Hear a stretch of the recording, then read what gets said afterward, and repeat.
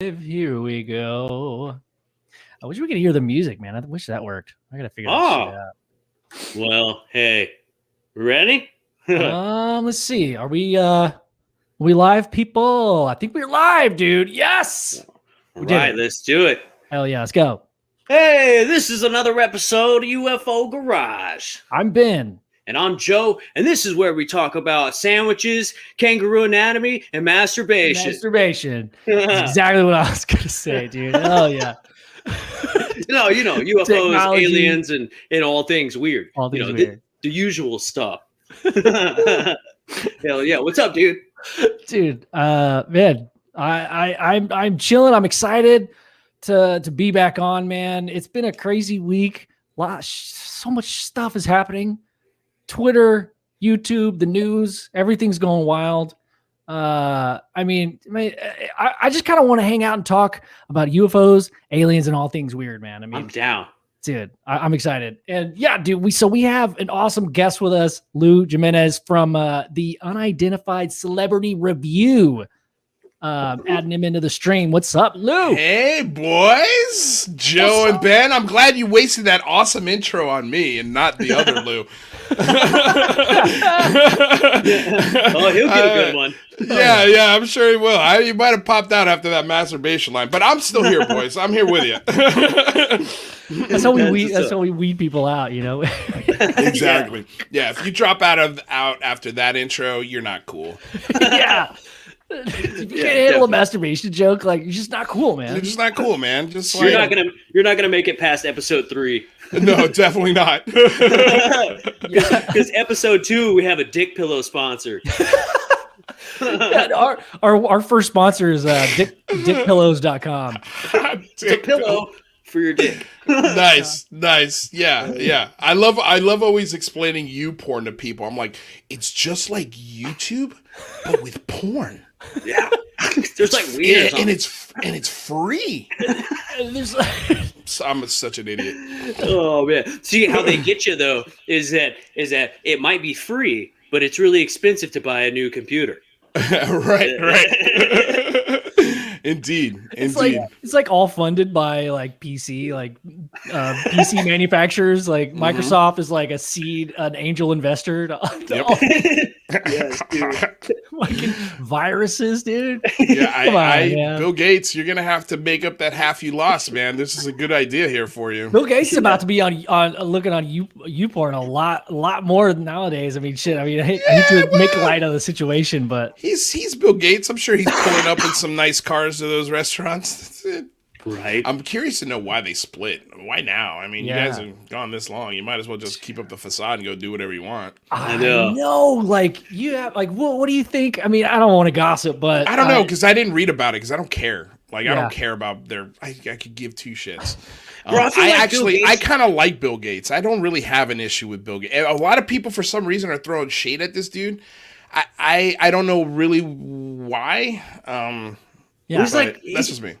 He's like broke like what are those, like world health laws and like third world countries and shit. Like so that's like, not cool. No, but he's also trying to stop syphilis spread. Like, like his heart's in the right place at least. Sure, he may have broken a couple rules because he's a billionaire and he can kind of make those things happen. Most billionaires do. I don't know. I think there's like his attempt and he failed, and that sucks. Like, he's trying to do something that is good, like ending syphilis. Like, that's a really hard thing to do, especially in a remote place like Africa, where every single country within that continent is a different world. It's a completely different set of rules. In some places, it's warlords and complete chaos that control that. And you can't get Bill Gates and his white wife to hop in there and be like, hey, you guys need some syphilis medication? Like, they're going to be like, get the fuck out of here. We'll chop your heads off. So like, I don't blame him, dude. He's trying to do some good. And then the other thing he tried to do was introduce nuclear technology to the U.S. and replace oil consumption. Like, that's a good idea. And he couldn't do it in the U.S. because the United States has such a stigma with nuclear tech. For some reason, we're cool with it running our nuclear submarines and aircraft carriers, but we're not cool with it putting it on a coastline and running half the country. I don't get it. Well, that's because submarines are out in the middle of the ocean. Right. Yeah, so who cares about fish, right? Yeah. No, we don't need fish to survive or the ocean. Yeah, it's only the most important resource on this planet. Like, dude, nuclear. It drives me kind of crazy when everybody throws the argument of, well, they're just trying to hide the technology because it's clean and it's safe. I'm like, yeah, we already have that. We have that. We've had it for 20, 30 years, and it's very efficient and very safe. Safe enough to put on something loaded with nuclear weapons. Like, why is it not safe enough to put a version of that on land? Like, they've figured out a way, and that's what Bill Gates was trying to tell people. And there was such a stigma in the United States that he had to do this in China. And the only reason why it stopped was because of COVID. Like, and then also a bunch of rules in China that he just couldn't get past. But like, we also have instances like Chernobyl and Fukushima. Yeah, but you're talking about nuclear reactors that were built in the 80s. In Chernobyl, that thing was built in the 60s, and they were built in regions of the world that didn't have the same standards. It's old tech, is what I'm saying. Yeah. And that's the growing pains of nuclear technology. But I think if we pursued it again today, this is just my opinion. Like, I think it would be a game changer, because now we can go to Saudi Arabia and all of these places that we have war, and we've killed, not only millions of civilians have died because of the Iraq war that was started after 9/11, but you've got Afghanistan, you've got Africa, you've got all of these places that we're in that we're trying to reason with people that are completely unreasonable, and we're sending our soldiers and our resources and our tax dollars and everything that we do over there instead of spending it here. And we're doing it because we want the oil. Yeah. We want that part of the world so we can always have a control of the oil. And there's a lot of things at play here, but I think the stigma of nuclear is just as bad as the stigma of UFOs. Yeah. Interesting. They should have went with thorium, dude. It's a lot more stable. Well, hey, man, you just can't make bombs out of it, out of the byproduct. Exactly. That's why they went with uranium. Also, you know that it's essentially steam that the power source is nuclear power, but we're using one of the first technologies ever. Steam, dude, steampunk, man. Like, we're living in steampunk era. It's rebranded. Like, the heat source is different. Yeah. Well, it's the thing that was different in the things and he had the best nuclear physicists and engineers that were working on these new sort of power plants that they were thinking about. And the biggest problem with these older nuclear power plants is they can overheat, and if there's not water, and that's what happens in these earthquakes, is these systems fail and they can't put water on it and cool these nuclear cores. So it overheats, it melts, and then now you have a nuclear meltdown. With these newer ones that they were working on, they figured out a way that even if you had a catastrophic power failure, you would still be able to cool the core, and it would be fine.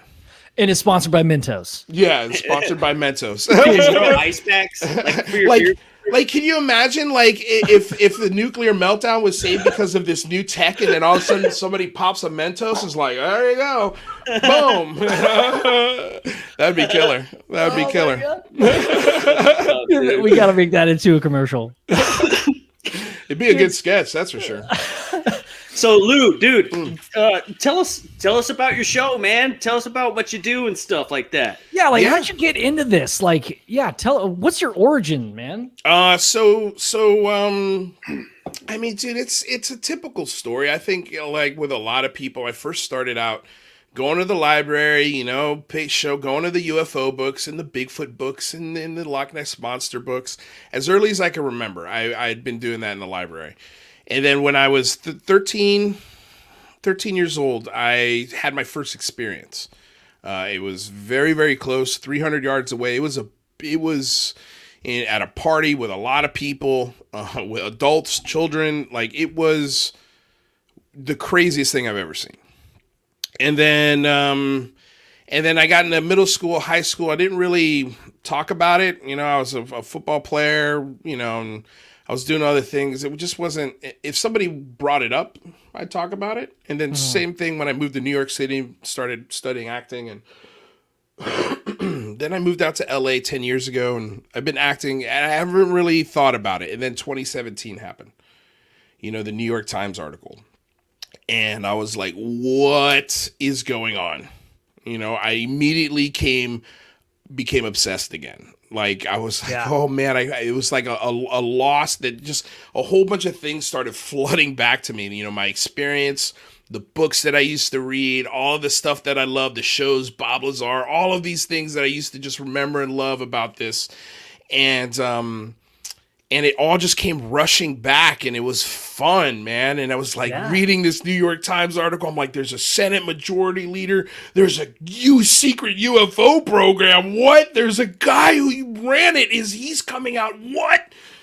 And I freaked out. I mean, you know, I didn't miss the news like a lot of people did. That was something that was one of my favorite things of news that came out in the last 4 years. And I was bummed because the executive branch was so distracting that people just missed it. Even people that work in the media, like who are on those television shows on Fox and CNBC and MSNBC, they didn't see it, which is just like, how is that possible?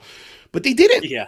And so, you know, that got me going again, but I didn't really, you know, I'm an actor, right? So I didn't want to put myself out there. I was really struggling. I knew I wanted to do something on YouTube, but I was very hesitant because I had this fear of, well, what if people look at me and they think I'm a fucking nutball, you know? Is there a way for me to talk about this without putting my personal stuff out there, even though now that's out the window. I've put all my personal shit out there. I don't care anymore. I really have stopped caring what people think or say or what they think my intentions are. Like, it doesn't matter anymore. I've never been freer mentally in my life. I really don't care. Hell yeah. That's awesome to hear. No, it's great. And you want to know something, Ben? It's attracting all of the things that I've always wanted, which is crazy. That's the least craziest part. We have the same, absolutely, it's insane, dude. So you've decided, when did you just decide to, because you had mentioned that you wanted to do maybe a political podcast. I did. Yeah. That was the original idea, is I wanted to talk about politics because I think it's important, you know, and I think it's important to have a conversation about politics, but unfortunately with it, it just goes to ugly town super fast every single time. It doesn't matter how good your intentions are even. So I was like, okay, I can't do a political show. Then I started thinking about, I love playing video games. I love watching films and television. And right now we're like in a renaissance of TV. It's so good, some of these TV shows. Yeah. I'm like, man, maybe I could do a review show. And then I started thinking, well, you're also auditioning for some of these casting directors that are in these shows. And if you say some, maybe who knows, they might see it. They probably never will, but who knows? So I was like, I don't want to piss off any casting directors or studios or whatever. And so I was like, then Lou Elizondo came into my restaurant that I was working in. And he was there with the production team, the season 2 production team of Unidentified. It was like 4 people he was with. And I was like, look, dude, I've worked with Tom Hanks. I've waited on Madonna, Oprah Winfrey, Anthony Bourdain. I've been around big stars for an extended period of time. I'm not saying this to brag. I'm saying this is because Lou Elizondo is the first person where I audibly went, ah! Like, I freaked out. Especially because at first I was like, who is this guy? And then it hit me. You spilled his soup, man? No, I didn't spill his soup. I actually ended up hooking him up with a couple tostadas. Nice. But you know, I talked to him. I talked to him for a couple of hours, and man, I came home and I have not been that excited to talk to somebody about this subject since I've seen a UFO. Since my first experience, like, it was that sort of like, wow. After that, that's when I was like, maybe I should do this YouTube thing. Like, I could talk about this. I know this subject well enough. And I was, shooting it by my girlfriend because I'm like, is this crazy? I just had to bounce it off somebody. Yeah. She buys me a light for Christmas, like one of these round lights. And I'm like, well, I got to do it now. I mean, she bought me this light. Like, there's no choice. I kind of have to do it. That's so supportive. I love that. Yeah, I wouldn't be here talking to you guys maybe wouldn't be here talking to you guys if she didn't buy me that light. I mean, I had a feeling I knew what I wanted to do.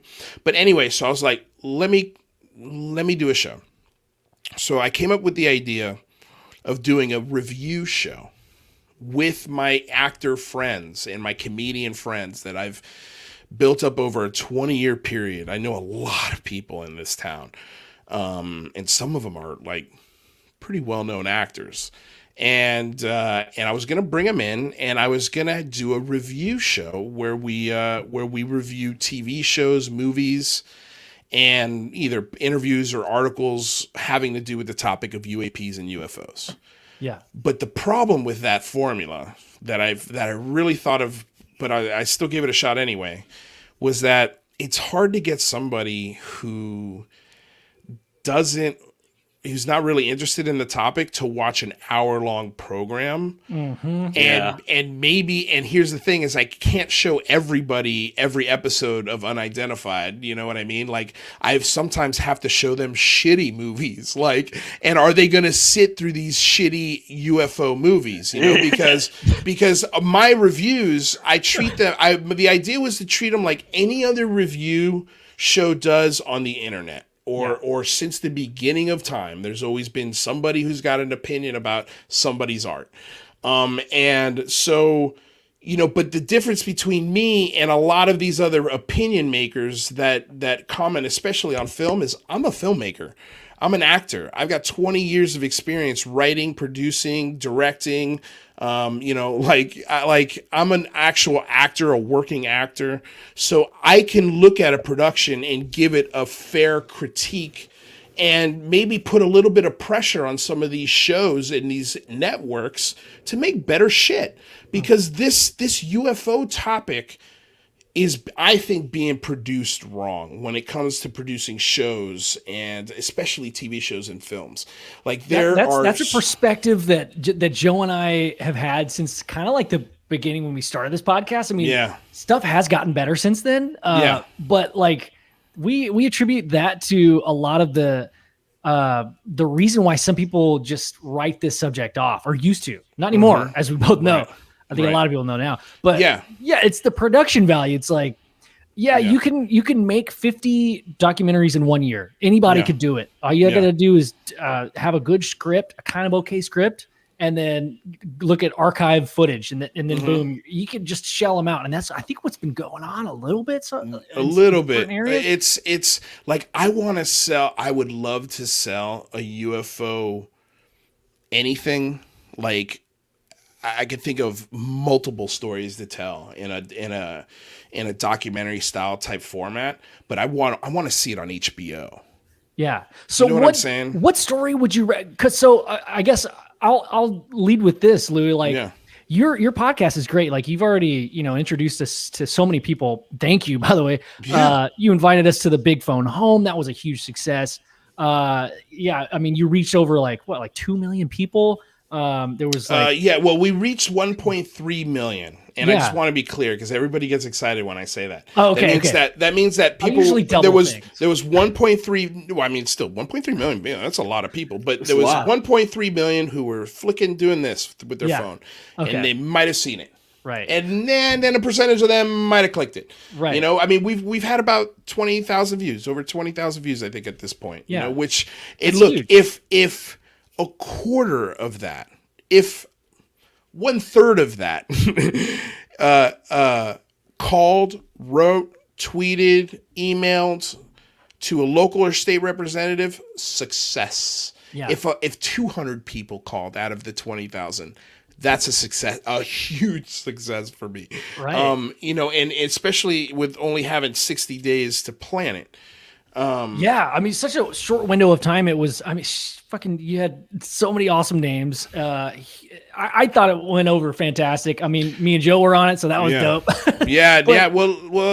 I mean, the idea is to bring people that I watch and I respect their, not only their fun opinions or maybe even sometimes they're wrong, but like I love I want people. I need a gang of people that are positive thinking and not into throwing mud on Twitter and into having conversations with people, like face to face, so that's why when I watch your channel, I was like, man, as soon as I'd never met you guys, but as soon as I started watching you guys, I'm like, these are my people. I have to reach out to them one way or the other and get them on the show. I've never heard any of your stuff, but I don't care because I'm listening to it right now. I swear to God, dude, I told you this in a private chat. In 5 seconds, I knew I want to hang out with these dudes. I love that. Hey, you shout out to Chad Smith for linking us up, man. I mean, for sure, dude. Chad Smith was my first fan. The guy who actually was like, I love your channel, man. When I go to work, this is all I listen to. I'm like, thank you, dude. This is when I had, 80 subscribers or something. But yeah, dude, it's like what I'm trying to do is build a network of people that know a lot about this topic and know how to talk about it in a way that ABC, CBS, Fox, MSNBC, The New Yorker don't know how to talk about it. Because there's going to be a moment where people are going to go, shit, I need to find out as much about this as I can, and they're going to go to YouTube. That's the first place they're going to go. And I hope it's channels like yours, channels like mine, channels like Christina's, channels like Michael's. That all these people that I always have on my show, Brian, Sprague, all of these guys, I want them to grow as fast as I do. Because I'm going to need as much help as I can when all of these people are rushing to us for the data and the explanations and the more nuanced explanations that you're not going to get in a 2-minute news bite. So, but to go back and answer your question, like, dude, the whole point of this channel was to hold these productions' feet to the fire and really look at James Fox's movie and really look at Jeremy Corbell's movie and really look at these, like the history of Skinwalker Ranch or the Secret of Skinwalker Ranch or any of these productions that are, hoisted as these game-changing things. And it's like, wait a second, there's some production issues here. Sure, there are some wonderful things. There are some not so wonderful things, but we're going to give it a score, and we're going to try and be as neutral as possible. And I think I failed at the neutrality part of that when I was first reviewing things because I was getting angry because a lot of the things that I was starting to find were going against my belief system. And I was like, this doesn't work with how I think. It was hurting my brain. And I was getting angry, and that anger sometimes leaked into like conspiracy theory, And so I had to, that all ended when I started bringing people on the show, right? Now where you're pinning all the things, But like I was convinced, that this whole Lou Elizondo, Christopher Mellon thing was a psyops. It was a way to get funding for a space force that is coming. And the proposed budget for this space force is the combined budget of all forces of the 5 branches of the military that we have right now. We would have to combine all of that, double it to start a space force, let alone fund it. So you're talking about this military industrial complex takes up 56% of our budget. You're talking about doubling that? How are you going to do that? Yeah. By selling to people that there's an alien threat. Yeah. And so when I heard the ATIP acronym, the word threat really set alarm bells off in my head, and they made me angry because our generation, you're my people, so I know you lived through this. In the 80s, it was the Soviets and communism and nuclear war and the Cold War. In the 90s, it was Saddam Hussein, and we gotta save Saudi Arabia, or it was Kuwait, or I can't remember. Yeah, Kuwait. Yep, they went to Kuwait. Yeah, they went to Kuwait, and then we had to raid Saudi Arabia, and we never finished the job. Then 9/11 happened. Then we went and finished the job, and now we're still there. And we don't have health care. We don't have child care. We don't have roads that are built in a proper function. We still consume this dying energy source that is finite And there's so many issues here. And I look at this 56% of the budget and I go, yeah, I could cut 35% of that. And I can put it into science. No. 35%. Put it into science. Put it into education. Put it into healthcare. Put it into all of these things, infrastructure. Education. All of these things that we are dying. This country is dying for. Put out a UBI. Take care of the people who can't afford to take care of themselves. Yes, that includes the poorest people in the country. Yes, I know that sounds crazy, but you can't have socialistic things and also live in a capitalistic society. Those things can exist. This is what we were just talking about on Mike's channel. Maybe this is why I'm going there. Sorry, but anyway, that's why. Many more questions. This topic has given me the ability to be political, still stay very, very political, but do it in a very bipartisan way.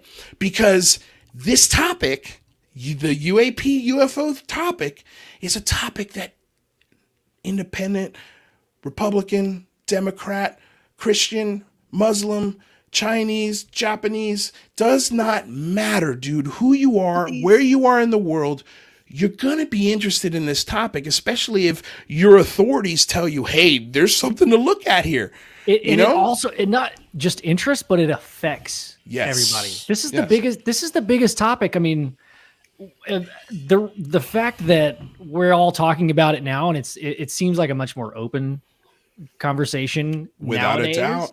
But without a doubt, it touches literally everything. Joe, you're about to say something a little bit ago. What were you gonna say? Oh, he had said Chinese, Japanese, and I was like, look at these. And also. I was also thinking that. I was like, why am I going to this song? Also, I was going to ask you, dude, you know who Michael Schratt is? Michael Schratt. The name sounds familiar, but I don't. Dude, he's badass. If you're worried about where your tax money is going and like secret Space Force shit, listen to Michael Schratt. He is A+ pro on that. And then I will check it out. Also, I was going to say, dude, I think, our tax money is going into stuff like that, but also I think a lot of that shit is monopoly money. Like, I don't think, Well, they're printing it. They're printing it at an insane rate. One of America's best exports is cash. I think they've been doing this Space Force thing, dude. I think has been around a lot longer than we all think it has been. And it's been funded by taxpayer money and not taxpayer money, and it's kind of a sticky situation, but I think if they wanted to do it and there was no taxpayer money to do it, they would do it anyways. Yeah, but here's the thing, man, is you're talking about if they started a Space Force, it would be incredibly difficult to hide that money. Almost impossible. You're talking about at least $600 to $800 billion. That's just not something you could just goes away. Like, there are so many committees and subcommittees that check on those checks and balances. Like, I know that sounds crazy. Like, oh, there's no way that our government is like, they're actually doing their job. Like, if there was $800 billion missing from the budget and we found out that where that money went to, because there has to be, dude, I don't care how dark it is, there's receipts every time. Every time. They all went down in Building 9, bro. Maybe. I mean, all the paper receipts at least. Yeah, I mean, like, I know there was a huge loss of wealth the day after 9/11. Or it was the day before. There was something that broke with Dick Cheney, and it was I don't want to say anymore because I know I'm getting the story wrong. Dick Cheney's probably listening, dude. Oh, he's one of them. I mean, dude, I think that Dick Cheney and Bush regime is the worst presidential combination in American history. Okay. So, I'm sorry. I'm cool. thinking about this question, man, because we're getting into this like political thing and like it's exopolitical, man. I love it, and what I really want to get to, man, and I want you to tell your experience story. Maybe after if you want to answer this question, is like, I feel like so Joe and I, when we started this podcast, we have always just been interested in, okay, well, number one, we we've always had a feeling like this has been happening to us. Like this is UFOs have been here. There's aliens. Like that's easy to accept for us. And then, we start talking about that, and then we start searching for truth and proof. And I feel like that's where a lot of people are right now. We're searching for that. Where is it on paper? You said receipts earlier. Where are those receipts? Right. And I feel like the logical step is the next step is to look at who, Joe, you said it best earlier when we were talking about this, like, who's it happening to? Who is this happening to? It's not just the American soil and the military, but it's people that are being abducted and seeing these sightings. So maybe you could start with your personal story and maybe comment on like, well, I mean, look, man, it's, I always tell people, don't take your personal story to a senator or a congressman. So let me start there before I say anything. Like my personal story does not matter to them. They don't care. They don't want to hear it. And I think we need to formulate the request and the argument to our elected representatives in a very political manner. You know, the way they understand it. Like Cahill said on my show, if you're going to talk about ice cream, I want to hear it from Ben and Jerry. If you're going to talk about military stuff, I want to hear it from a general. And I expect those things to come out of the mouths of the people that are in those. So with that said, I was 13, dude. I was just at a party on like a little house, not a little house, but on a house that had like, I don't know, it's like 3 or 4 acres out in the middle of Florida. Cool, it was almost, it was like the borderline of the Everglades back in that day in 93. Oh yeah. Boa constrictors everywhere. Dude. Gators, snakes, there was a lot of swamps. The roads were super tiny. Now it's developed. It's a lot of it is gone, but that dirt road that I saw this on in the house that I was at is still there. It's just the farm or the cow pasture that was lining it is no longer there. That's now developed real estate. But it was back in the day where I used to live. It was you could drive 10 or 15 minutes and you were in pure darkness. Like it was the Everglades. Okay. Yeah. And that is just one of the biggest swamps on the planet. And so, in the edges of that, there used to be these developments that were multi-acre developments. They sat, where there was not a lot of light pollution, not a lot of noise or traffic, anything like that. And so that's where this party was. It was my best friend invited me to this party. We went. It was this girl's like 13th birthday party. I don't even remember her name. I didn't even really know her. And it was the first party that my parents let me go to without their supervision. And it was a party that like started at 4:00 in the afternoon, which meant it was going to go to at least 8, I was going to be out past night, and my best friend's mom was going to drive us home. And, they were just like, just give us a phone number to where you're going to be and tell us, exactly where it's at. And we're good. Actually, I think they dropped me off there. And then my best friend's mom picked us up. And at some point later in the party, like I'd say it was like 8:30, 9:00. One of the girls from the party was out in the grassy big part of the yard. Like it was away from the party. She was about 75 yards and she's just looking in the sky like this. And so me and my friend saw her and we're like, that's weird. Let's go over there and talk to her. And we're like, hey, what are you looking at? And she just points in the sky and we see this light and it's got like a greenish hue to it. And then the next thing I remember, I can't remember because this is 27 years ago. So it's hard for me to trust these memories. And that's why I it's not that I don't like telling this story. It's just like, it's not something that I advertise all the time. You know what I mean? But the next thing I remember was the thing was 300 yards away from us. And it was the size of 2 buses, school buses stacked on top of one another. And it was just silent, dude. It was this like it was a ball of light, but it had structure. There was like a nuts and bolts aspect to it. What? It was metal, but it was almost as if the metal itself was glowing. I can't even explain it. It's weird. It's just weird. It had ports on it. and I painted it. I don't know where that painting is, but like, it's the worst painting I've ever done. It's so bad. And I don't think it does what I saw any justice. Like, I would love to explain it to someone who renders things and maybe they can sort of, but think of it as like, the best way I remembered it was like, if you took like a breakfast bowl, right? And then you could make that exact same shape, but a little bit bigger, like maybe, you know, 2 like a lemon bigger.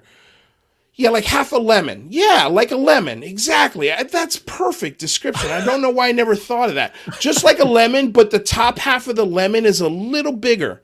Okay. That would be the only thing. God damn, dude, that's a great description. I can't believe I never thought of that. Yeah, but it was green, so it's a lime. Oh, yeah, there you go. It was a lime. It was like a lime. Yeah. Sponsored by Sprite. Dude, I never thought of it that way. That's a great description. I think I'll use that for the rest of my life now. Thank you. But yeah, dude, so it then all of a sudden when it was there, that's when we were like, oh my God, like all of us were like, look like yelling to the party, come over here. Hell and yeah. so they all, like adults, children, there must have been, you know, 15, at least 15, 20, 30 people. Again, this is where my memory gets real, you know, like 13, 14. I mean, you guys are not little children that make stuff up in their head. You're obviously conscious enough to No. I remember before we started calling people over, I remember going through my Rolodex, because you got to remember, dude, I was in the UFOs. I'd read the books at this point. And one of the books I had read was the Gulf Breeze sightings. Yeah. Turned out that book was all bullshit, but that craft was that was the closest thing that I could compare it to, was that the picture of the craft in that book, even though that's a fake craft.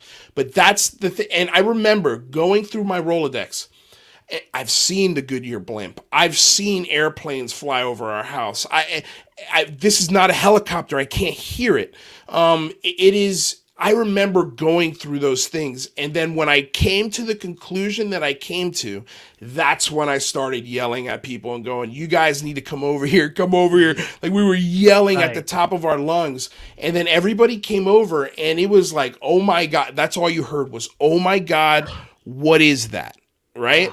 Everybody was just flipping out. Adults, okay? Yeah. I viscerally remember that. And then I said to myself, I need to get closer to it. I need to see it better. So I started, it was, trying to use, okay, perfect. Here we go. It was like, this is the field, like over here. And then the dirt road that lined out, that went to the main road, was the dirt road that lined up against the cow pasture. Okay. So I wanted to get to that fence line to get a better look, but I had to run about 75 yards to get around this part of the yard that also had fencing and go around another thing of the fence. And as I'm running, I'm looking at it, and it's getting blocked out by trees that line the road. And by the time I got to the fence, it was gone. It went behind, I lost it behind some trees, and then when I finally made it to the fence, it was just gone. Damn. And I don't remember anybody telling me how it left or what it looked like when it. You know, I don't remember that part of it. But that's the story, you know. So love it. I love that, it. and that happened at 13. You know, like I wasn't smoking pot or doing drugs. Like my stepdad at that point was a police officer. Like, you know, I wasn't into drinking like that. I don't drink now as an adult. Like, it's not my thing. But yeah, dude, it's something that's just burned into my memory. And here's the thing, right? Even with that, I can sit back and go, maybe I was wrong. You know, maybe my memory is not serving me as well as I think. But I do remember all of these adults also being completely shocked by what we were looking at. Yeah, definitely. So dude, I mean, do you think sometimes we're a little hard on ourselves when you see something you cannot explain, and nobody else around you can explain it either? Like, it doesn't necessarily have to mean that you're crazy. And I hope whoever's out there listening right now, really hears this, because now when you see something, man, sometimes you have to believe yourself. Yeah. Well, sometimes you do. I loved listening to Christopher Mellon's. I don't know if you guys heard him on the Rogan podcast, but he described a bear encounter. Yeah. Yes. And with that bear encounter, he was like, even in the middle of that, he was questioning himself. Okay, is this actually happening? Yep. And he's never had an personal experience, Christopher Mellon. He said he's seen some crazy things on film. But that explanation of him seeing that bear, I was like, that's exactly what my UFO experience was like. Yep. Just like that. It was like, I cannot believe what I'm seeing. And then when I rushed home and I told my parents, I woke them up. Like, they were just about, like, just getting asleep. My sister was sleeping. My little brother was sleeping. I woke up the entire house, and I was screaming at the top of my lungs. Like, you would not believe what I saw. You just wouldn't believe it. Mom, you got to hear. We got to go back. I got to show you. They're like, we're not going back. Like, we're not going anywhere. Like, go to bed. And they I don't even know if they remember that. Yeah. I just want to comment, like, the level of discernment, I think, is the right term that to use when you're open-minded enough to believe that, yes, that is what I saw. Also, I could be wrong. I think that's a healthy balance. I have to. Yeah. I have to do that to keep yourself sane and also not sound like a crazy person, and not, when somebody comes out saying the sky is falling, like, shit. When I hear that on movies, like, I used to think like, oh, that's just the Hollywood's portrayal of an insane person. But I think nowadays it's like, I take that analogy. I think there's a lesson there where there's some people that can go a little too far and put all their eggs in one basket and proclaim it off of the side of a mountain, which I think the feeling is always going to be there when you have this experience that is very real and you know that it happened. But I think it's almost like it would be a disservice to yourself and your society not to allow a little bit of wiggle room for the possibility of, like, okay, I don't have like a perfect memory. We're all human here. Like, there's a little that, and that also gives it the incidents a little bit more trust for other people. Well, the only reason why I think of that is for this, and then I gotta step out for like 3 or 4 minutes. We talked about it before. Yeah, you told us, yeah. And then I'll be right back. But what I will leave you with is Neil deGrasse Tyson is the one who got me to start thinking like that, and it was his explanation of the worst. Do you know what the worst keeper of records in time is? Your brain. The human brain. The human brain, it has been proven to not keep memories correctly. So I have to take that I have to preface the conversation with that. You know what I'm saying? Yeah. And I also can't say, I know what I saw. Like, I know it was aliens, because I don't. That sucks. I don't. But here's the thing, is if in 5 years, after all of this information has popped out and we know a lot more stuff than we do today, and it turns out that it's a slip in dimensions. Like, that's like now a normal thing that we see. It happens. It's almost as normal as lightning. And now we've explained it. And that explains what I saw. Great. Awesome. I can move on with the rest of my life now. You know what I mean? Like, great. Because now we know. Number one, we have extra dimensions, and number two, that, I'm not crazy. Yeah. I'm not crazy, so I'll be back in like 4 minutes. Awesome, dude. Awesome. Cool, man. Cool, dude. Dude, I love that, man. Woo. Yeah. Yeah. I mean, the brain is a bad record keeper, like when it comes to time. Right. Well, but at the same time, I have a terrible memory. And memory, but the initial experience that happens that creates the memory that lasts through time is, I think, the focal point of the whole conversation. Is like, what is that initial experience? Because without the experience, there's nothing to have a timeline of, or a memory of in the first place. So if you're going to have both of those things, what was the experience that happened? You know? I mean, like we were talking about that specific thing, dude. It's the baseline. We were talking about this before Lou came on. Like we've always been interested in the experience first and then proving it later. I feel like there's just, maybe we're describing a different way of people coping with what's happening or realizing that this thing is real. And we all know it, dude. I feel like we all know it. Some people just choose to block it out and don't want to talk about it.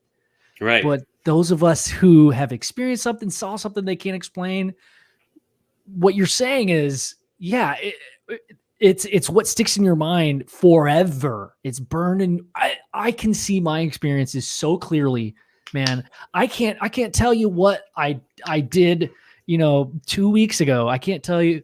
I mean, I have really good memories of childhood with my parents and my brothers and family and stuff, but they're like so fast, so quick little flashes. But my experiences that I've had in this experience you and I have had together, I can see in HD, dude, like 4K resolution. I can remember that shit. And that is saying something, man. Dude, I was thinking about when we were out in Sedona and we saw that crazy shit in the sky.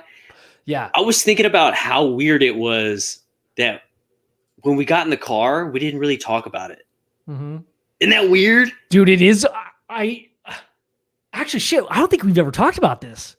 We never really talked about it. I don't remember us talking about it when we got in the car. And then we got back to the hotel and we were like, that was cool. And then we were like, let's make a big deal out of it. No. And then we were like, let's watch that documentary. And then we were like, maybe this might be too scary before we go to bed. But we didn't even talk about what we saw. Yeah. Oh, whoa, dude. I haven't thought about that yet. Oh shit. Yeah, I was thinking about that the other day and how weird it was that we just got in the car and fucking drove. We turned music on and just drove. That reminds me of kind of the frame of mind that Terry Lovelace was telling us about, where it's this uninterested or interested kind of perspective where there's this shit going on, but your brain tells you everything's cool and let's just compartmentalize it for now and then we'll talk about it later. And now you're just now opening that up in my head, that the fact that we didn't even fucking talk about it until and not to mention we were like, okay, you about ready to go? And then we saw that shit in the sky. Yes. And when we saw it, we were like, whoa, look at that. That's neat. Now, to me, normal dudes like us would be like, let's fucking stay here longer and see what else we see. But we just left after we. Oh, dude. Isn't that weird? We had been there what seemed like 30 minutes. I just don't remember time that well. I'm not saying we have any missing time. I'm just saying my vivid memory is of seeing those. Well, the first one was, it might've been a plane. And the second one was definitely something I've never seen before. The flashing little hey, what's up guys? And then showing up over here. Hey, what's up guys? That was insane. Yeah. But I mean, I remember realizing at a certain point, okay, so what we're seeing, first off, we got super stoked and it was obviously a plane. We were able to identify that as a plane, the flashing lights. And also we could tell the difference between, all right, we're looking at planes coming in through this. There's obviously air traffic here. Yeah. And then seeing those red flashes, those huge orangish red flashes, which, man. So anyway, what I'm saying is I remember those spots very, very well, but the amount of time, I couldn't tell you how long we stayed out there. It wasn't very long. Yeah. It was 45 minutes. That's not that long. See, normally Ben and Joe would stay out there for fucking 4 hours, especially if we're seeing shit. Yeah. And then we saw it and we were left. You ready to go? And we got in the car and didn't even talk about it. Dude, that's strange, man. I have not thought about that until you just mentioned that. That's very weird. UFO Dad. What's up, UFO Dad? Were you guys in the Estrella Mountains? No, we were in a Cathedral Rock in Sedona, Arizona. Yeah. magical place, man. We went, you remember we went, yeah. Those that listen to the podcast often, we've told this story before, but in Sedona, we were there for a conference, but we decided to go to, the conference was in Phoenix, but we decided to go to Sedona a couple days before. Was it like a day before? And hike up Cathedral Rock. And you were telling me about this vortex thing, man. Yeah. So we hike up this mountain and see this. I mean, I bet if we went again, I would feel differently. I think my mind and my soul wasn't open to it, but I definitely felt something weird, Yeah. Maybe it was just like the expectation, like this building expectation or something. And I don't think you were ready for the hike. Also, I was way out of shape. You just weren't prepared for the hike, dude. Bro, yeah. I was like, and I looked down, I'm like, it's like 10 feet. It gets real steep though, dude. You got to do some climbing. But yeah, dude. So, dude, I want you to ask the next question, Joe. Like, I mean, we talked about this before Lou came on, but I want you to mention, because you're better at articulating this kind of stuff, is like, where are we focusing? Maybe Lou already answered that question, like why a lot of people right now are focusing on proving this thing and finding that evidence. There's a lot of people in the news talking about it, but yeah, what we were talking about earlier. Like, I want to know what Lou thinks. It looks like Lou's back. You ready, buddy? Hey, yeah, we'll talk about that. All right, so, what's happening? You're back. Welcome back, bro. Good to be back. So yeah, dude. Man, I think where we're gonna go next with this is what me and Ben were just kind of talking about, was the focus of where all this stuff is going, and like you were saying earlier, homeboy had said, well, if it's ice cream, I want to hear from Ben and Jerry's, or if it's so on and so on. It's really strange because the military and the government is such a small portion of who this is all happening to, right? Mm-hmm. It's happening to the general public all over the world. And it's like this massive amount of people is having to conform their experiences to a small group of people that work for us. First of all, I'm sorry, guys. Hold on 1 second. My girlfriend's locked out. Give me. Yeah, I heard. We heard the knocking. I was like, "Who's knocking?" I would take him off real quick. Give him his privacy. There's privacy. Shit. I don't want to ruin your flow. I don't want to take you out of it. It's gone. It's over. It's done. So, wait, just cut the stream. Just might as well just turn the show off. I'm done. Dude, also we're both wearing spectacles tonight, bro. Yeah, dude, spectacles, testicles, wallet, and watch, bro. I feel like I have much more interesting things to say now that I have glasses on, dude. Oh, okay, Lou's back. Sorry, guys. Okay, so you were saying about the military has a small part to do with this. Well, we're just saying, like, we're having to tailor our experiences in the way we talk. For a very small portion. And while they are a very important part to this and maybe, answering some questions, are they the only ones that we can go to? Do we not think that there's extremely smart people that don't work for the government or the military that can help answer some of these questions? Are we saying that credibility only comes from the military and the government? Why are we leaving out the massive amount of population? Yes, because there's some crazies. Because the massive amount of population doesn't have, $300,000 worth of sophisticated radar systems. That's why. I mean, I know, I understand what you're saying. Yeah, right. But I get it. That's why, unfortunately, though, for us, is that the policymakers, the people with the power, the people that we elect, we have to demand from them more. But the problem is that nobody's doing that. That's why I started the Big Phone Home, because I saw Lou Elizondo's face and I could see how tired and exhausted he is doing this by himself. And I go, this guy needs an army, and he needs an army to call Congress, not to get violent, not to get demandy. He needs an army to call Congress and interact with these elected officials. Like look, we have to look at this. We're going to get to that conversation you want to get to, Joe, but it's not going to happen today because I can't take my experience to Congress and start there. A Congress member has a finite amount of time. You get in that room and you got to show them a picture, a video, and an eyewitness testimony that maybe goes along with what the information they're looking at in that file. And that's what starts changing the conversation. And you can see it happening. Think about this as a marathon, not a race. Like, look at the medical marijuana discussion. I'm sure there's a bunch of people out there that have heard me use this analogy.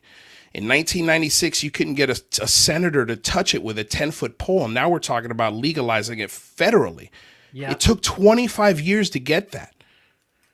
Right now, what we're seeing is the political winds changing on this topic, because now you've got a senator who's laying out the playbook for every other senator to come along and copy exactly what he's doing and do it in a way that conveys the information without looking like a cuckoo for Cocoa Puffs. Yeah. You know, it's so it's almost like it's just sorry, go for it. I was just gonna say it's weird that we're having to go to people. I know it's weird and make it seem like it's a legitimate topic when they're the ones who made it the crazy topic in the first place. For sure. And look, the biggest theme that came up in the Big Phone Home, and it's a theme that constantly comes up in my channel, is lack of trust. There is a big trust issue between the American people and its elected representatives. And that's why I'm looking at this as a political issue, because I'm looking at the politician and I'm going, hey, you've got a trust issue in your district. You want to win a couple brownie points of trust? Give us some info on this. I'm telling you, it's only going to help your chances of getting reelected. I'm telling you, this is a bipartisan thing. Nobody's going to care. In 5 years, I promise you, we're going to have at least 20 senators, not congressmen, senators talking about this. That's what we need. We need to just be a little patient. Like, I just listened to a podcast with the guy who wrote the New Yorker article and David Chang, a 5-star Michelin star chef, okay? David Chang, I don't know if you guys have ever worked in a restaurant or a Michelin-style restaurant, okay? I have. I've worked with one of the best chefs on the planet right now. And they're very no-nonsense. Don't give me any bullshit or I'm going to throw you out of this kitchen kind of people. They're egomaniacs when it comes to control of information. And he's also Korean. So he's had a very strict childhood. He's said this himself. I'm not making an assumption or anything. Like he's had a very strong Korean mother who was like, you're going to be a doctor. Yeah. Okay. He's very open about his upbringing. Yeah. So this is nothing, I'm not throwing a racist assumption out there. Like, he had that kind of childhood. So he looks at things that are very analytical. How does this further the discussion in a very quick way? Because he's a chef. And the way they were talking about this topic was so ignorant, because even the New Yorker author who wrote this himself was saying things in this article that weren't correct.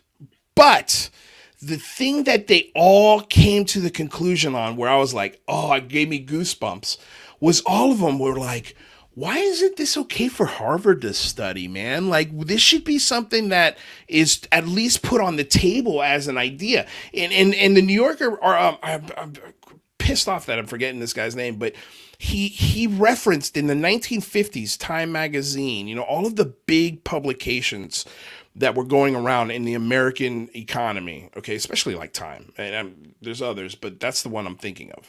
Playboy. That was a little later. Still very big. Still very big. Yeah. No, but I'm saying in these very serious magazines, this was a topic that was not ridiculed. It was not in the early 1950s. This was a serious discussion being had at a very rational level.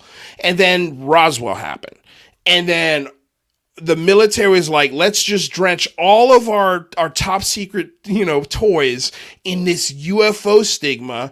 And anytime somebody sees one of our jets, we'll just call them a wahoo and tell them they're crazy, and Robertson panel. What do you see? Little green men, buddy? Well, was that a little swamp guy? Sure. And they stigmatize it, and they did it successfully. And that's something that they talked about in this interview. Like, I know that sounds like conspiracy, but he clarified that's actually something that happened to this discussion. That's real. But also the aviary group was huge in that, the disinformation group that, I don't know if they still get together on weekends, but who knows? But the point is that right now, the New Yorker, the New York Post, the Pyramid Video, all of these things, these are not for you and me. We got to get that through our skulls. This is for the average Joe public to start discussing now. And they're just now starting to catch up to this history and conversation. And that's why when people read these articles and they see these interviews with Mellon and they see all of these things, they're like, well, we already knew that. Yeah, no shit. But the problem is 95% of the rest of the world doesn't know about this or doesn't take this as seriously as you and I. So we need to now because here's what's going to happen is when this big news does drop, and it's coming, don't know when, don't know, and at the end of this report in 5 years, we just manage your expectations. I'm going to think 10, 15 years down the road. So that way, if it happens next year, awesome, but when this information comes out, people are immediately going to go to how the hell did this happen so quickly without us knowing that this was a possibility? And they're going to start going through the checkbooks and the history of this topic. And they're going to see all of the bullshit that the military has done to either put this under a rug or change the conversation in a way that suits them.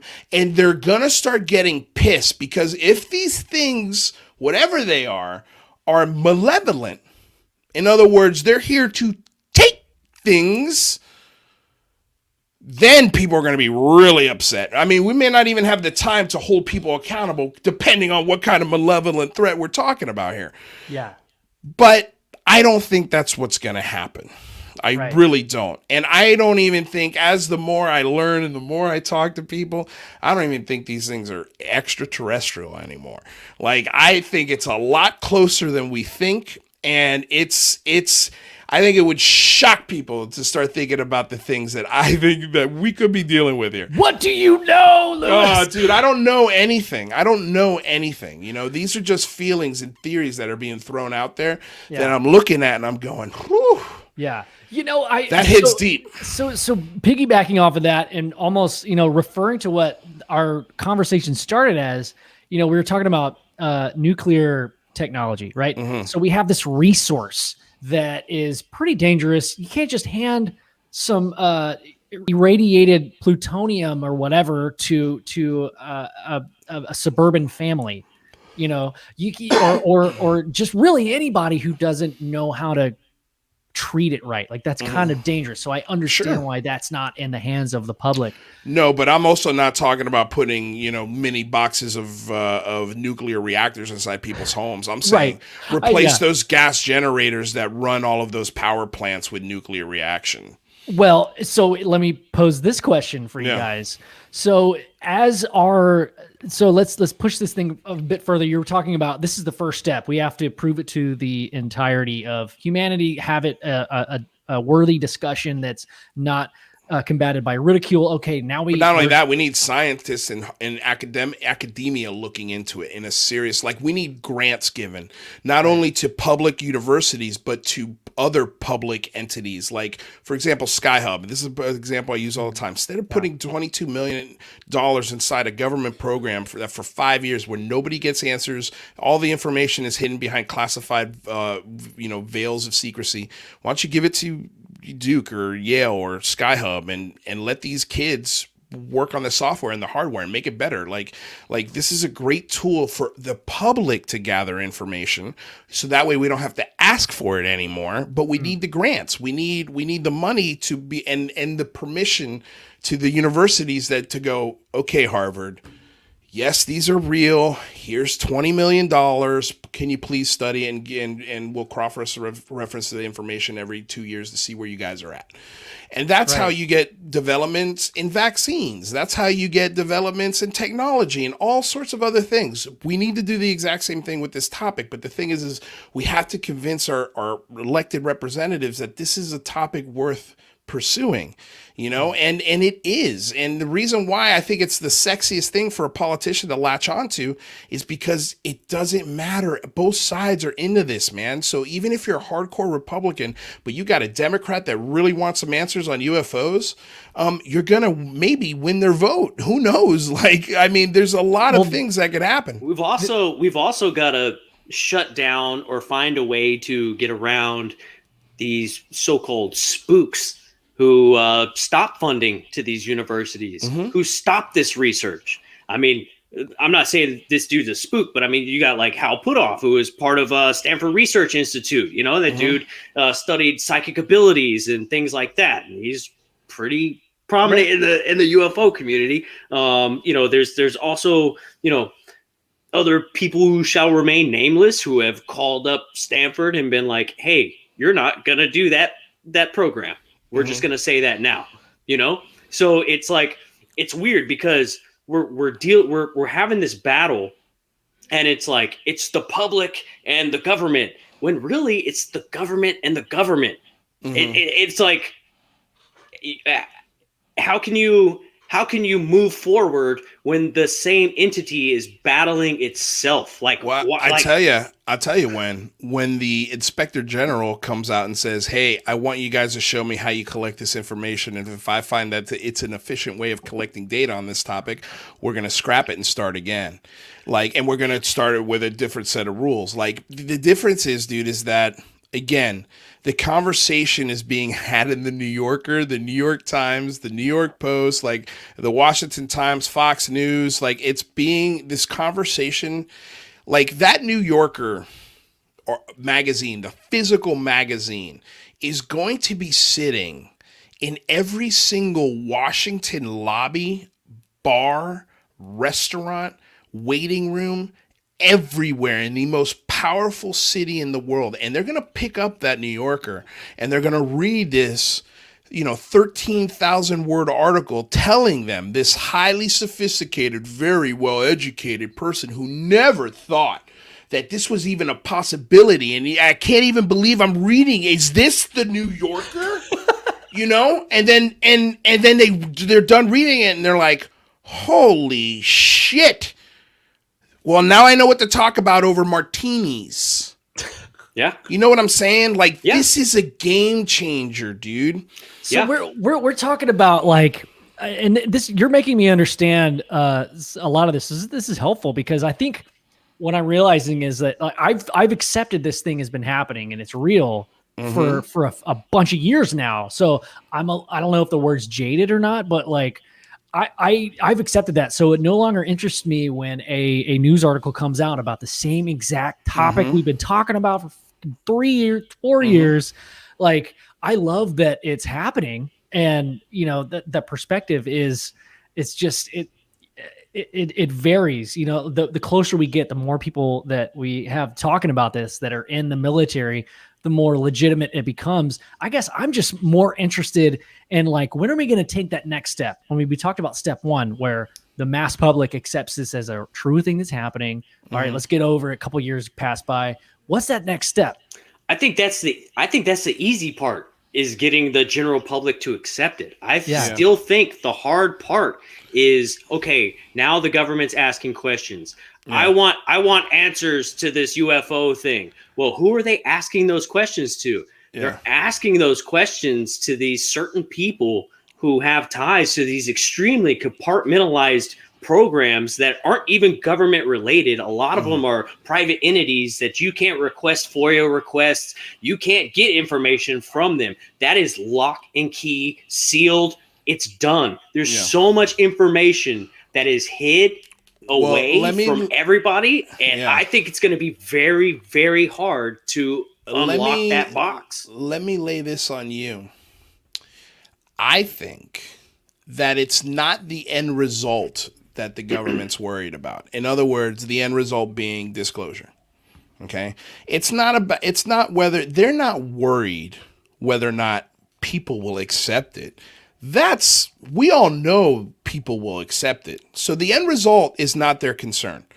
Their concern is, how did they get to the conclusion of the end result?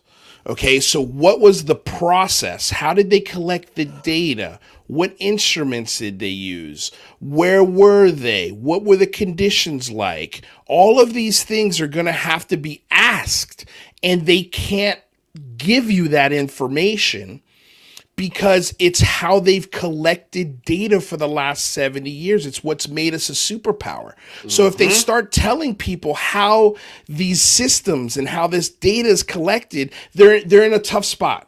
Stop drinking Coca-Cola.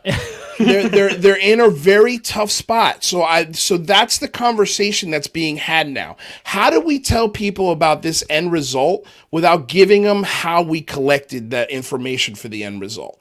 Because that's the biggest issue. It's not the end result, dudes. It is the collection of that result. So and that also, remember, like, if that stuff starts coming out, that means that potentially, American assets or spies or operatives are put in harm's way.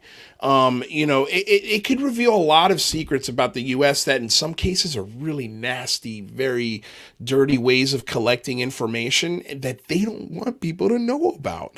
And in some cases, it keeps us very safe and makes sure that, the Republic is somewhat intact and that, we maintain shipping routes and things like that around the world. But they're not going to tell you they're not going to tell you what's in the recipe, the 23 herbs and spices that makes the chicken. You know what I'm saying? They're just going to give you the chicken and say, get the hell out of here. Now, are you okay with that? That's the question. Are you okay with getting the bucket of chicken and gorging on the chicken, but not knowing how the chicken was made? Not really. Do you think that so I have 2 points I want to make, but I'm trying to stick to one thing. So this 23 herbs and spices thing, like how is the information getting collected? That's a really interesting path. And you're saying that it's like an end result, right? Like that to me isn't the end result. The end result is dimensions higher. Like what is the but I'll say this, like that makes the most sense to me what you're saying, like the end result that the government is afraid of because they I feel like they're conditioning us right now as we speak, passing certain bills, limiting our freedoms.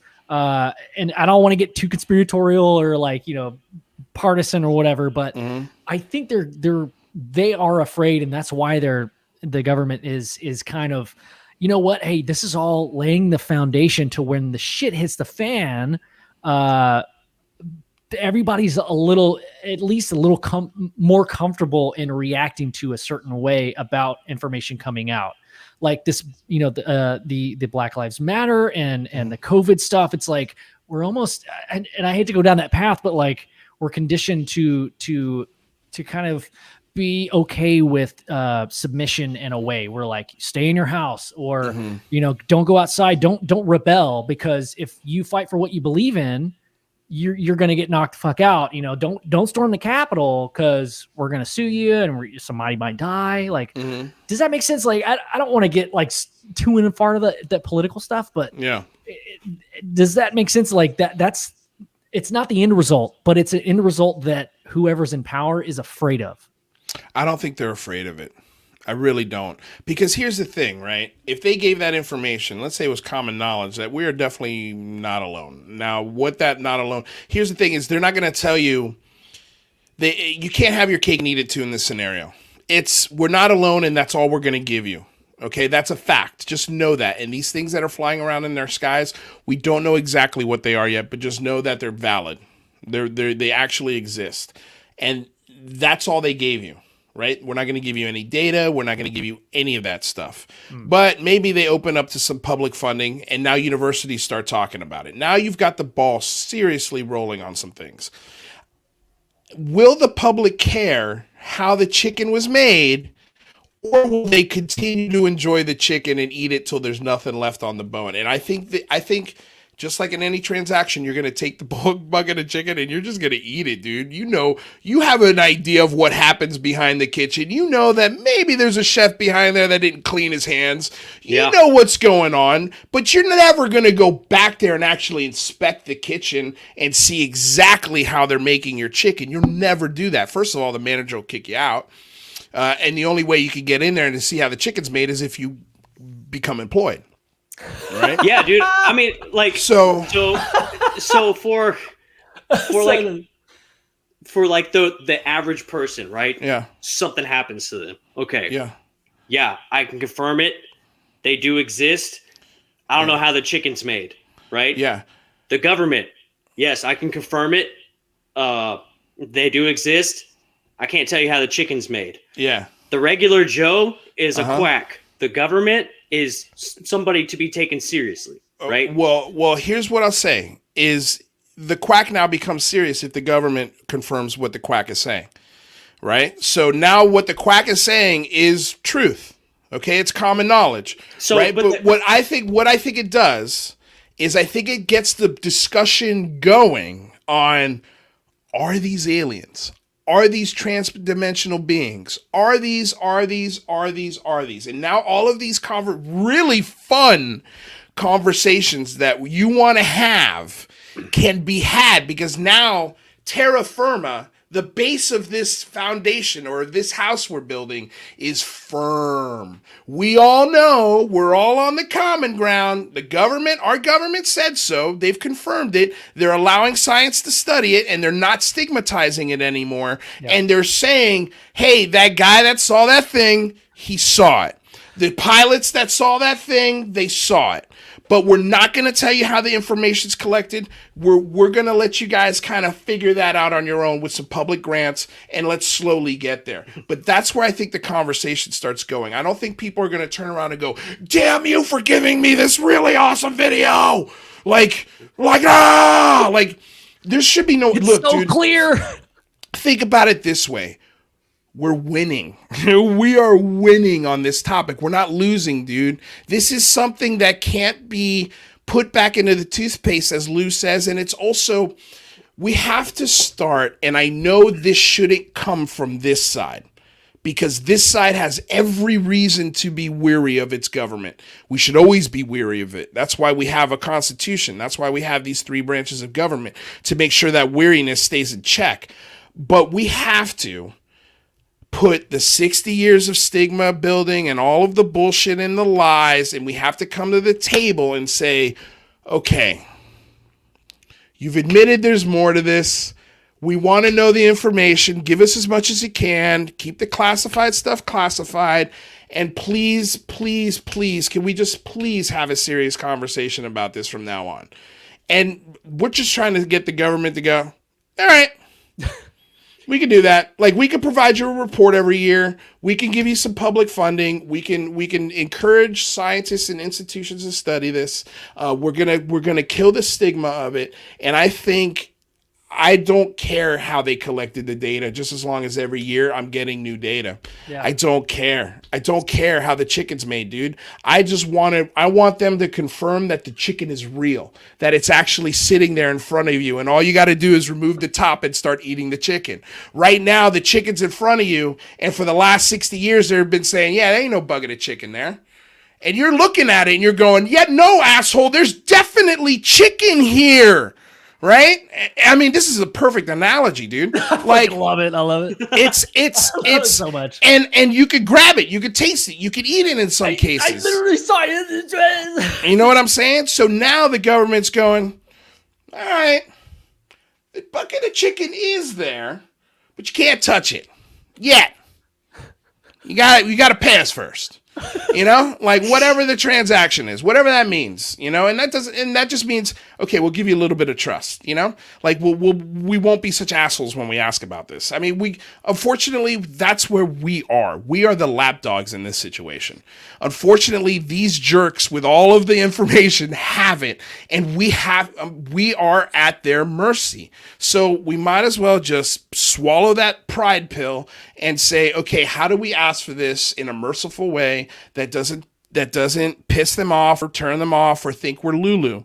You know, we got to do it in a way where it's political. If you're going to talk about ice cream, I want to hear about it from Ben and Jerry. If you're going to ask me for political favors or political wants, you need to do it in the proper way. In that proper way, tweet, email, write, call. Hopefully, I could be wrong. Hopefully it's all good information. Like I want. Have you seen any information yet that's come from the government where you go, fuck that, that's bullshit? Every day. Well, I'm saying when it comes to the UAP topic. When it comes to the UAP topic. You know what I mean? Like, have they released anything that has upset you?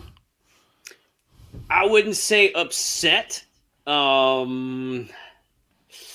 It's just like you had said earlier, it's stuff that we've already like known about or been interested in. Like it doesn't bother me.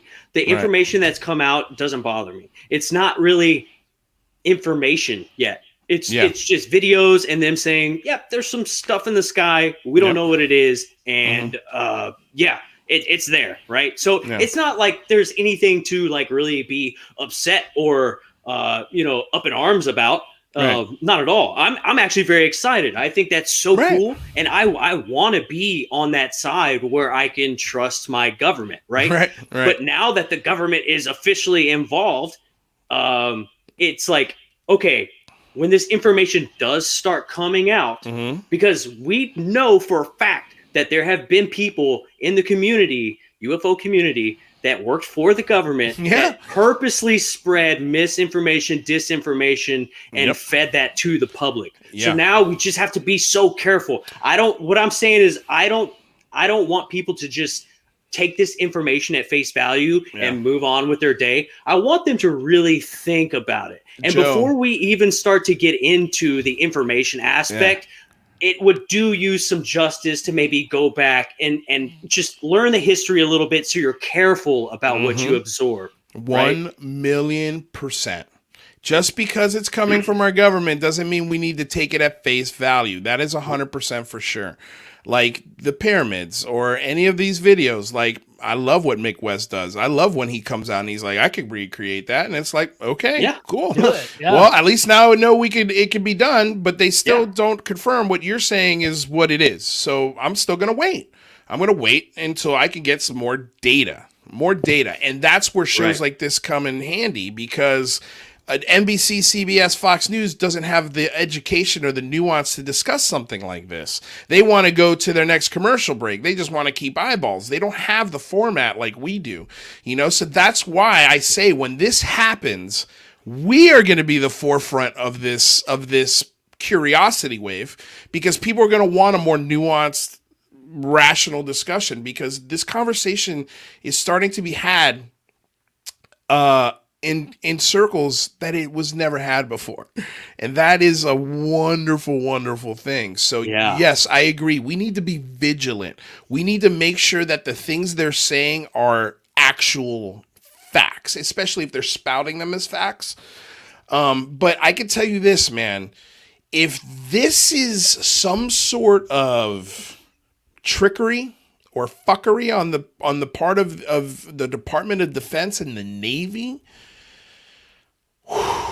you're going to have some angry people. But not only that, you're going to have a lot of people in this community that can see through the bullshit and call out the military industrial complex when it starts working its magic.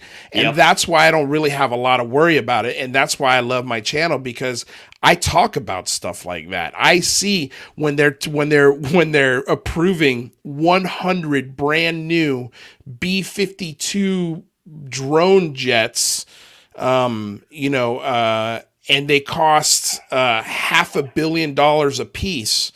that means that they're spending $50 billion on 100 of them. That makes my ears perk up. You know what I'm saying? But then I also look at that and I say, $50 billion for a drone that looks almost exactly like a B-2 bomber? Dude, if they were making UFOs or they had any sort of secret tech on that kind of level that people claim, it would be trillions of dollars just to develop one.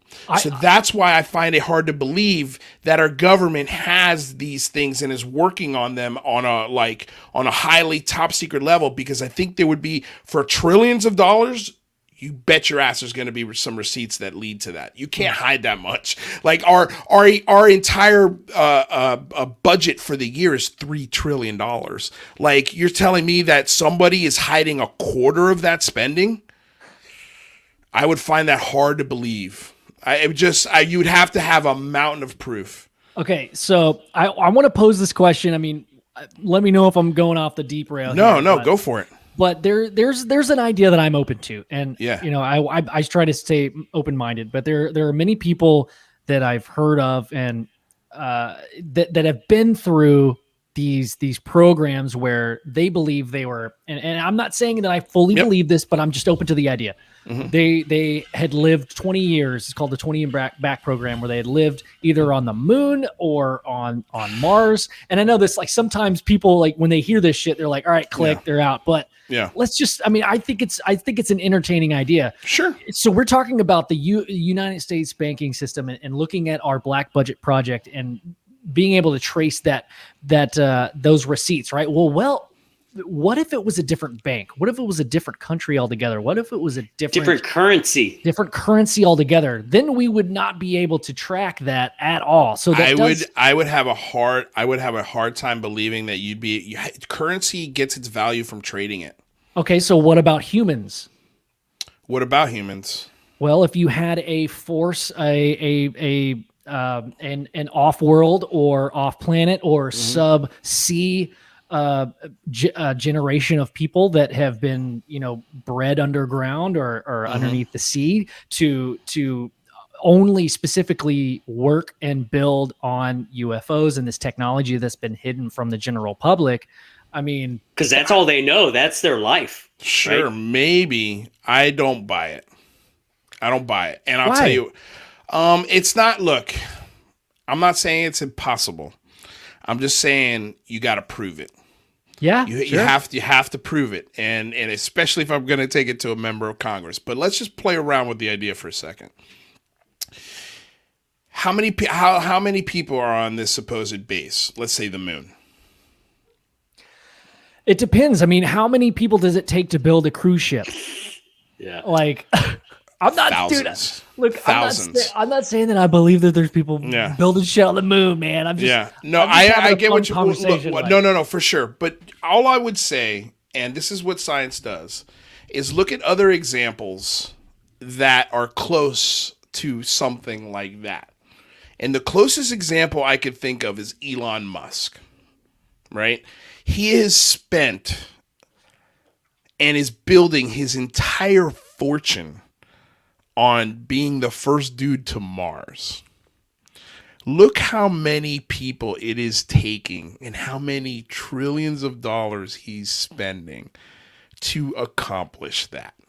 Yeah. It is a massive, massive undertaking. Look.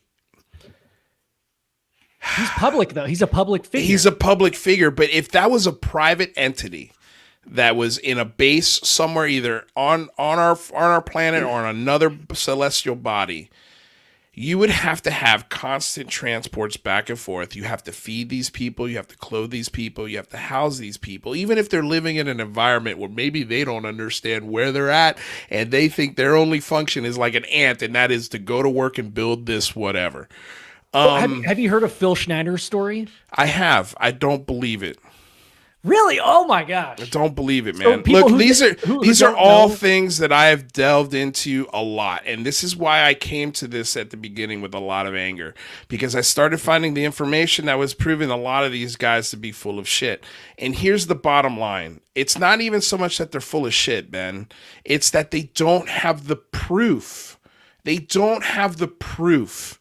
And I mean, did you watch the Joe Rogan interview with Chris Mellon?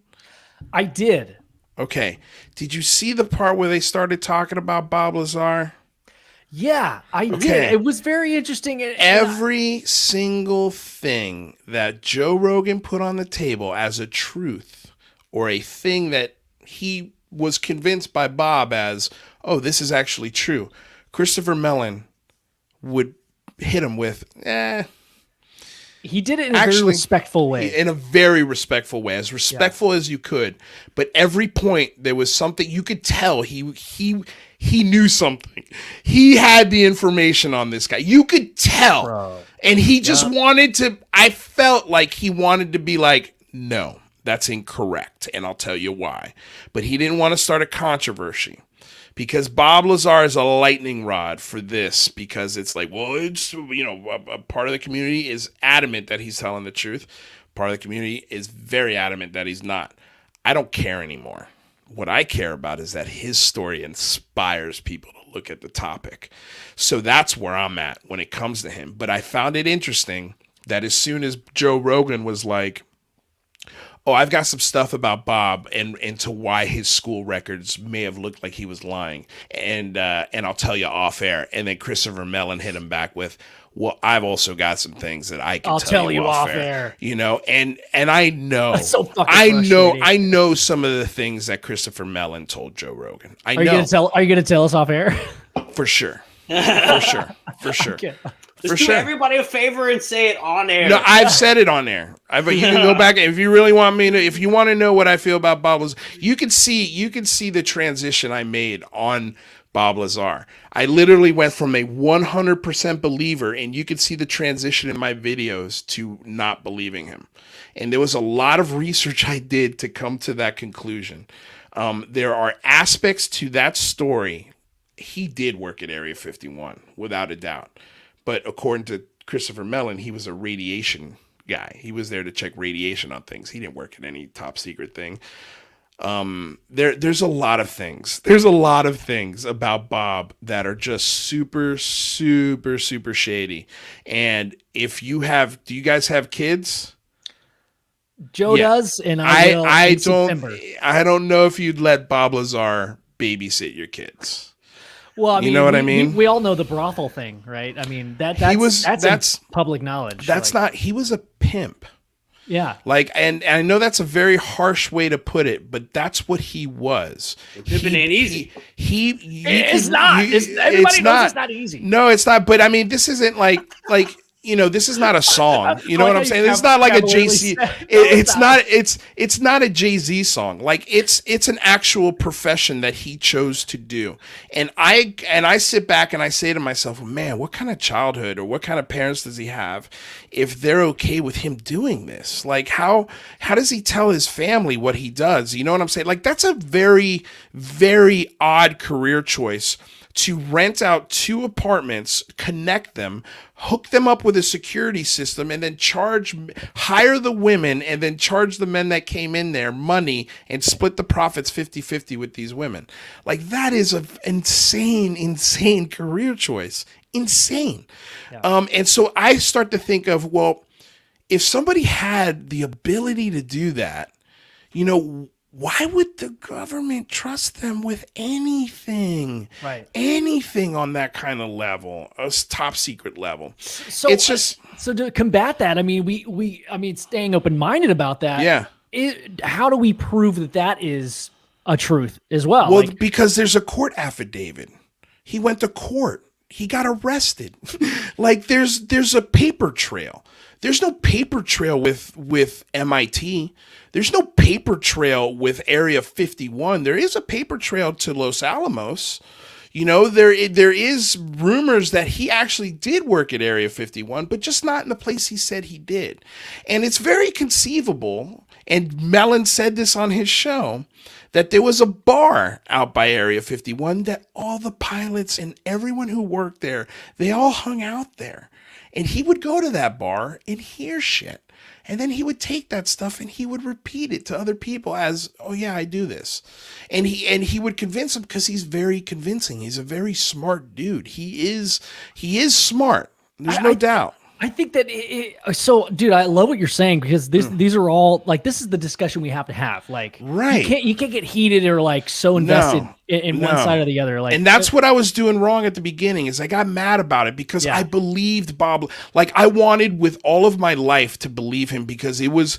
I've said this. He weaponized my curiosity. It's true. I know it's that's what Jerry Corbell's some people say it's a cheesy saying, but it's true, man. Like, that story has convinced not only Joe Rogan, but it's convinced David Fravor. That's something to be said for that, right? Yeah. But it doesn't seem to have convinced Lou Elizondo or Christopher Mellon. So the weaponizing curiosity, I love that, man. Like, I love it. You don't like it? Look, I just have such a hard time with like.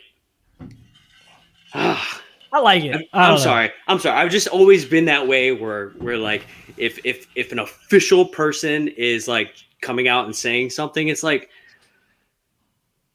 how do we know that they're telling the truth all the time as well? We don't. We don't, especially with Bob. We don't, especially with Bob. If he may have been a pimp. Yeah, he may have done some like weird fucked up shit.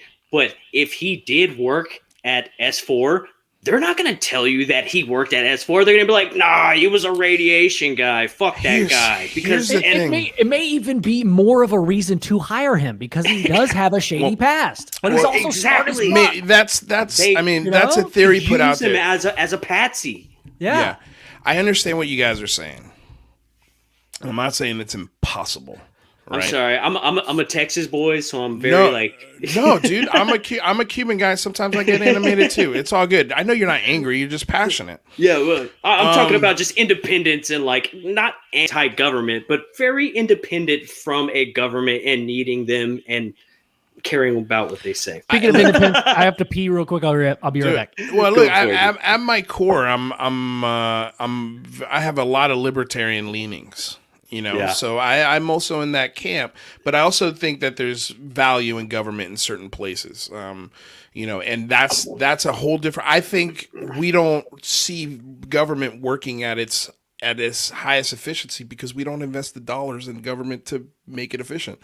We rather spend it on wars and other things. Well, the government would rather spend it on wars and stuff. For sure. The aspects of the government. We can't just paint the entire government with that. And that's what Lou Elizondo's thing is like. You got to understand, the government is us. Like, it's our family members. It's like, my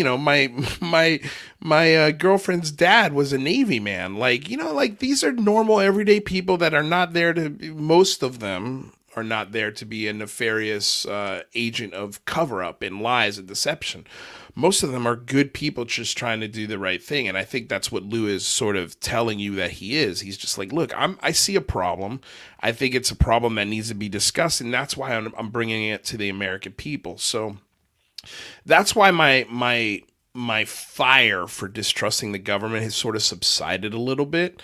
Not that I don't think that the mistrust shouldn't be there. I'm not saying I trust them. I'm just saying we have to realize that, that's why I never got excited when people are like, oh, there's a coup. I'm like, you call this a coup? Like, to me, that's not a coup. Like, that was just a bunch of idiots, rallying around a Capitol building, and they ended up killing somebody, but that was not a coup. Like, if you want to see a coup, go to Venezuela, go to Colombia, go to, any one of these African, war-torn countries, and you'll see a real coup there. This is all emotional theater. Correct. Yes. All this and it's just driven by our 24-hour news. But I mean, just to get back to, the thing that I saw that really sort of opened my eyes to, oh man, maybe Bob's just not being honest. And it was a real hard pill for me to swallow. But it was a great collection of body language experts, 4 of them actually, 4 body language experts that oh, look at that poppers. Cool. That they were 4 body language experts that looked at hours and hours and hours of footage, including the Joe Rogan interview. And that was sort of the main thing that they based all of their analysis off of.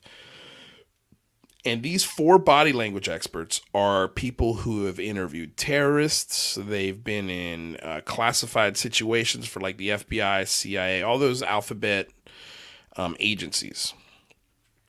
It's an hour and a half long video, and you have to watch the whole thing. And they preface this conversation with, one of them specifically was like, before I say anything, I want to tell you that I want to believe Bob. There's nothing more in the world that I want than for this story to be true. That's what he prefaces his analysis with. And by the end of it, all of them come to the conclusion that he is lying. And there are nuggets of truth, because there are things that are true in there, like Los Alamos and Area 51. And they ring very, very true. But all of the other things around it are very questionable. They said he was lying, but it was very doubtful that he was telling the truth. Yeah, those body language experts are so interesting, man. Like, I love those videos. They're crazy good. But here's the thing that convinced me that the body language experts weren't in on it with their personal emotions and feelings. Did you guys see the Netflix Unsolved Mysteries special? The new one? With the Berkshire's UFO. I think that's honestly one of the best produced stories around the UAP topic I've ever seen. And it was just one episode of that. Yeah, just one episode, but it was really good, right? So the same body language experts went over that. And by the end of that, they came to the conclusion that almost everyone in there was being honest, specifically 2 witnesses. Mm-hmm. So that told me, and they also brought in one of the people from the documentary to do a live body language analysis on him on their channel. And he got into things where he was explaining a creature that looked like a mantis.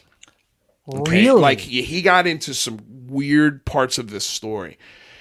And they came to the conclusion at the end of that he was being very honest. Okay, so that's why I go and I say, that's when I got really angry with the Bob Lazar story. Because that for me was just like that mother bleeper. You know, like he's been feeding us bullshit. And I'm getting angry. I get emotional about it now because I don't like to be lied to, man. Nobody likes to be bamboozled. There's one thing I know about Bob Lazar. I mean, listen to what Bigelow said. Bigelow gave him an entire research wing. Like he hired him. They gave him a lab, and Bob put his goddamn furniture in there. Like, because he was moving. And Bob Bigelow came back and was like, what are you doing? You're fired. Get out of here. Like he's a weird, quirky, very, very quirky guy. Yeah. And I think he's almost like, remember that line in The Dark Knight when Michael, when Batman they're talking about the Joker.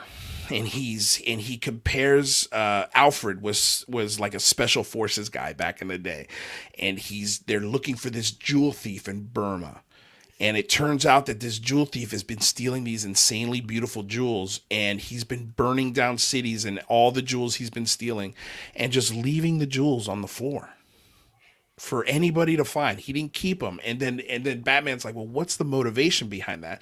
And Alfred says, well, sometimes people just want to watch the world burn. Oh, you know what I mean? Like he gets a kick out of it. Like this is a guy who built a jet car in his garage. Like, this is crazy. He had an Uzi. He was a pimp. Like there's one thing I know about Bob Lazar. That dude partied. Dude, he partied hard. Bob parties hard. So here's one thing. I love talking about Bob. Like, yeah, dude, I do too. We could go for hours. Man. I mean, look, if it wasn't for Bob Lazar, let me just say, I swear to God, I'm sorry to cut you off. Yeah, no. But if it wasn't for Bob, we would not be here today. I 100%. And that's what I love. That's why I say I'm done with the fucking Bob. Like, I don't give a shit anymore, because it's the story that is why we're here.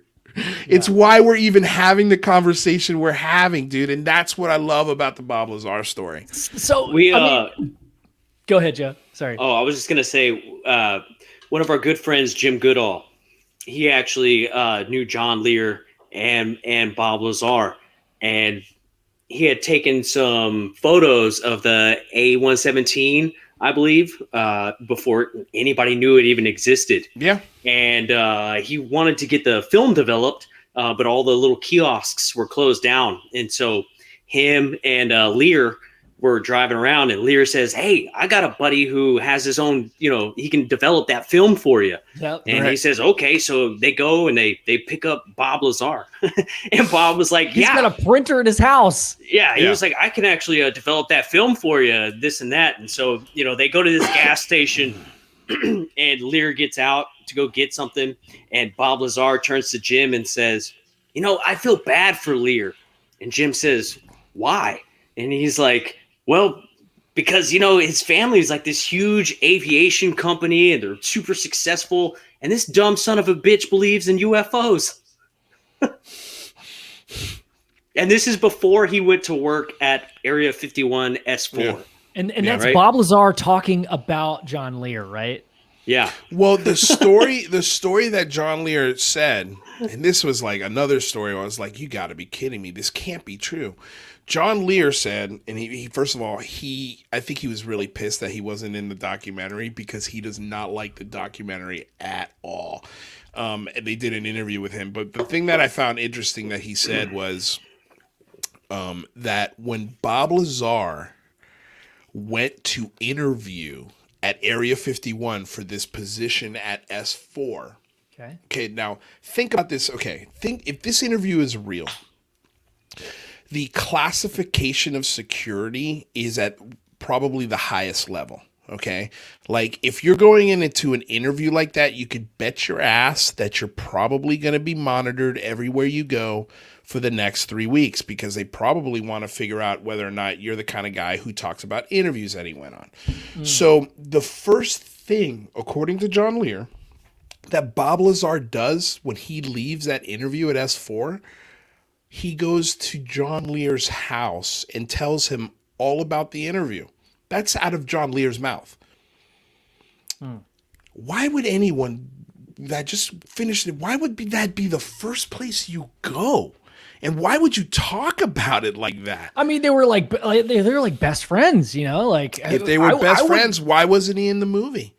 Oh, that's a good question. I mean, I can't, clearly something happened there. I can't speak to the quality of their friendship or whatever. Right. But I mean, if I was brought into a secret government project and I was like contributed to it, and it depends on what the alternate is. If you tell somebody you will die, I might not tell my best friend. So I guess it maybe depends on that. It's like you have to look into sometimes the details. Do you really think young, and we're talking about Bob Lazar was probably in his mid to late 30s, Uzi carrying, rocket building, skinny, pretty good looking gentleman, Bob Lazar. His best friend was a 65, 70-year-old dude out in the middle of a desert. Sure. Maybe, but I don't know, man. I don't know. And look, in my opinion, I don't think you're allowed to tell that Bob Lazar story without John Lear. Yeah. There's so much to the story, and man, I know I don't know how much time we have left, but I do want to ask one more question. Yeah, I know we've been talking about Bob Lazar, but that kind of leads into this. We were talking about the end result, like where are we headed? What answer do we all want to know? And kind of zooming out for a second, because I think we're being very microscopic, which is great. I love being microscopic and really, but my brain works in zoom in, zoom out, Yeah. So I kind of want to zoom out for a second. Like, sure. And Joe chime in too, or Lou, like the end result, like I had this I had this idea the other night where I get in these like creative moments where like I like to do stuff and then just ideas come to me. You know, I either write a song or I draw something. You know, I'm a graphic designer, and this visual of a torus kind of shape, but like 2-dimensional, you know, Fibonacci sequence where the dot in the middle will never grow, but the outside circle continuously grows, you know, infinitely grows. And that's this visual that I kind of was playing around with in my mind. I'm like, ooh, that's interesting. Let me draw some stuff. What I got from that as I'm like kind of breaking this down in my head, like, what does that mean regarding this scenario, this topic, and where have we started and where are we going to end? And the ending is nowhere in sight. But one of those endings I think that came to me and that's interesting is energy. It's all about energy. Energy, as we know, can never be created nor destroyed. It's forever. So, I mean, if we're looking at finite resources and we're starting, you know, back to the beginning of this whole conversation, we started talking about crude oil, electricity. What happens if a civilization like ours does be, you know, handed this higher technology, but the catch is that resource is a finite resource, and not a lot of people want you to know about that. And for you to go out and say, look, I know that this technology exists. I know how it works. I have a prototype, but it requires, I mean, we could talk about element 115 as an example, as a superstructure, an idea. Sure. It's probably not called that. It's probably called something else like Chiba Chew. Yeah. But I mean, what do you guys think of that? Like, that would be a good reason to keep this under wraps, and that would be maybe a good reason why we have not achieved this level of technology, because it requires this energy source that's coveted. What do you got, Joe? I think on the large scope, this toroidal shape that you have starting from the beginning, that'll never grow, but the outside will, I think it's a good representation of this entire topic. We'll never get to that center point, and we'll never know the actual beginning points of all of this. All we can do is grow from the middle out and accept whatever we can get. So we need to hop in and we need to pay attention, because we're never going to know the center point until, one, we die, or two, they show up and tell us, because that's the real disclosure. Even our government, after they tell us every single thing that they know, that's still not the answer. The only real disclosure is going to come from them. Yeah. Let me try and get you to think about this a little differently. Oh shit. What if it's not alien? And before I even go into that theory, I want to go back to what you said, Ben, about original thought and inspiration. Inspiration specifically. You get inspired, you write a song, you draw something, and you said something that stuck out. And this is something that I really have picked up on here in the last couple of weeks. That's why I'm very excited to talk about it. Yes. The inspiration part of that. The popping in the head. Inspiration is not an original thought. Think about it like that. Okay? So if inspiration's not an original thought, where does it come from? What is it? Okay? Now what I'll say, I'll go back to what Lou Elizondo was. There's a couple analogies he's thrown out, but one that I really like is the cigarette. Okay. He talks about the cigarette and the ash of this cigarette. Now, let's just say the cigarette before it's lit represents all of it. Every dimension, every space, every time, anything and everything that has ever happened in the history of all of it.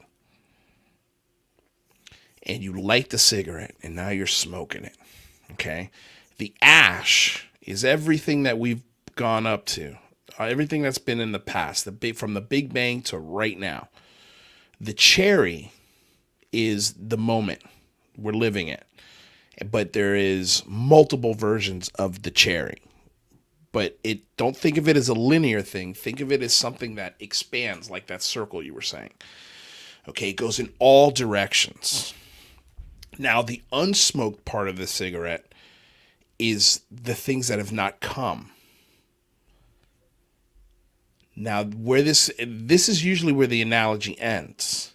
What you have to start asking yourself is, who's smoking the cigarette? And whoever is smoking that cigarette, do they have control over the phenomena that we're dealing with? Because here's the thing about the cigarette. There's an end to that cigarette. At some point, the smoker of that cigarette is going to flick it away when it's done. Who is smoking the cigarette, Ben? That's the big question. Now, going back to original thought or inspiration, not being an original thought. Imagine, if you will, if you exist on all these different planes of time, but you, right here, right now, you're the cherry of that cigarette. But the ash, that song that you wrote, that inspired, that popped in your head, how do you know that's not the version of yourself that's in part in the unsmoked part of that cigarette coming to you in the moment and popping that song in your head? Or popping E equals MC squared in Einstein's head. It is, think of this as not extraterrestrial, but very much terrestrial. And throw on top of that, there might even be extraterrestrials and phenomenal and weird things, all that make up this entire part of the cigarette that's been burnt and smoked through. But again, the person who's smoking that cigarette has control of all of it. So in other words, even those alien beings that can traverse our galaxies in this blink of an eye, if they exist, are also subject to the power of the person smoking the cigarette. Does that make sense what I'm laying down on you? I love that. I haven't heard it in depth like that. I just heard the reference to that analogy that Lou Elizondo has been talking about, but that's like the best version of that I've heard. So I can tell you, dude, the last 2 weeks of my life have been nothing but a lightning rod of inspirational thoughts. Something has changed in me. It is almost as if someone's grabbed me by the cerebral cortex and said, all right, let's go. I don't have any control about what comes out. Like, we don't plan our shows. Yeah. You know, the topics of the shows come to me through the day. As soon as the one show ends, I get the next show before it starts. I'm not worried about where it's going to come from. I know it's going to come. Yeah. You know what I'm saying? Letting go of all of this anxiousness and fear and the things that I have zero control of. For example, my acting career. I go out and audition and maybe I nail it. I think I absolutely knocked it out of the park. And maybe I get a call back. Then maybe I get put on hold, which means that you're one of like two people that they're thinking about making the part, but then you don't get it. They end up going with the other actor. Like, dude, that's kind of what we're dealing with here. You know what I mean? Like, it's dude, I had all of those things that I wanted in my acting career. I have said to myself, I don't give a shit about it anymore. And now all of a sudden, I've got 2 auditions I got to work on that are due Monday for big projects. And I just got a film accepted into a film festival. Like, just crazy. I'm just like, wow, the second I stop giving a shit about it is the exact moment it all starts coming to me. Hey, congratulations, man. That's awesome. No, it's not even like a congratulate. It's a spiritual awakening. I don't care about the auditions. I could give 2 shits. I don't care. Ben. If I get it, awesome. If I don't, honestly, it does not affect my day in the least because I'm on a mission. I'm on a higher plane. I've got a different path, and if that path wants to interject with this one, great. But if it doesn't, I don't care. I know, Joe, you were going to say something. I just want to slip into something really quick, Lou. So Lou, I've been thinking about this idea that whatever you want in life, you have to be equally willing to lose. Yes. And until you're at that point, you're not going to take a step until you're physically and mentally, your consciousness and your subconsciousness agrees that you are willing to lose as much as you are willing to gain. Nothing's going to happen, bro. If you're holding on to that shit until you fucking let go, and everybody talks about, my life improved once I stopped giving a shit. Yeah. Something to it, man. There's something to it. I cannot tell you for the last 20 years, man. And dude, we could do a whole show on just the bad luck that I've had from an acting standpoint. Like some of the stories you wouldn't believe. Like, and so much heartbreak. But even throughout all of that heartbreak, it's been building me. It's been prepping me for something. And I think this is what it is. Like, I have no choice in this anymore. This is out of my control. Like, it's the strangest thing to try to even articulate. Like I have the disappointment, Jesus, guys, I can't even begin to tell you because I wanted it so bad.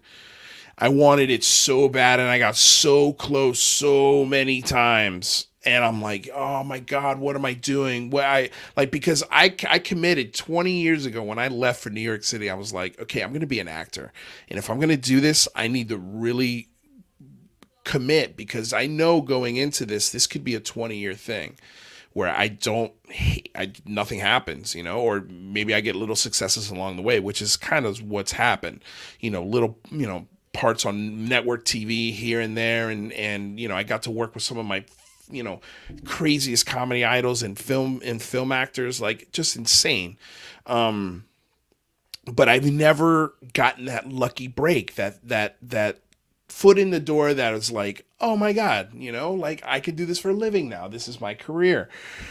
And yeah, dude. And I've realized here in 3 weeks that all of that failure, all of that struggle, all of that frustration has opened the door for me to do this and communicate this phenomena to a group of people that need explanation on it. They need somebody that they could watch, that they could laugh with, that they could get, have the conversation that we just had about a cigarette and the philosophy and what it represents, and an analogy that it blew my mind when I heard it.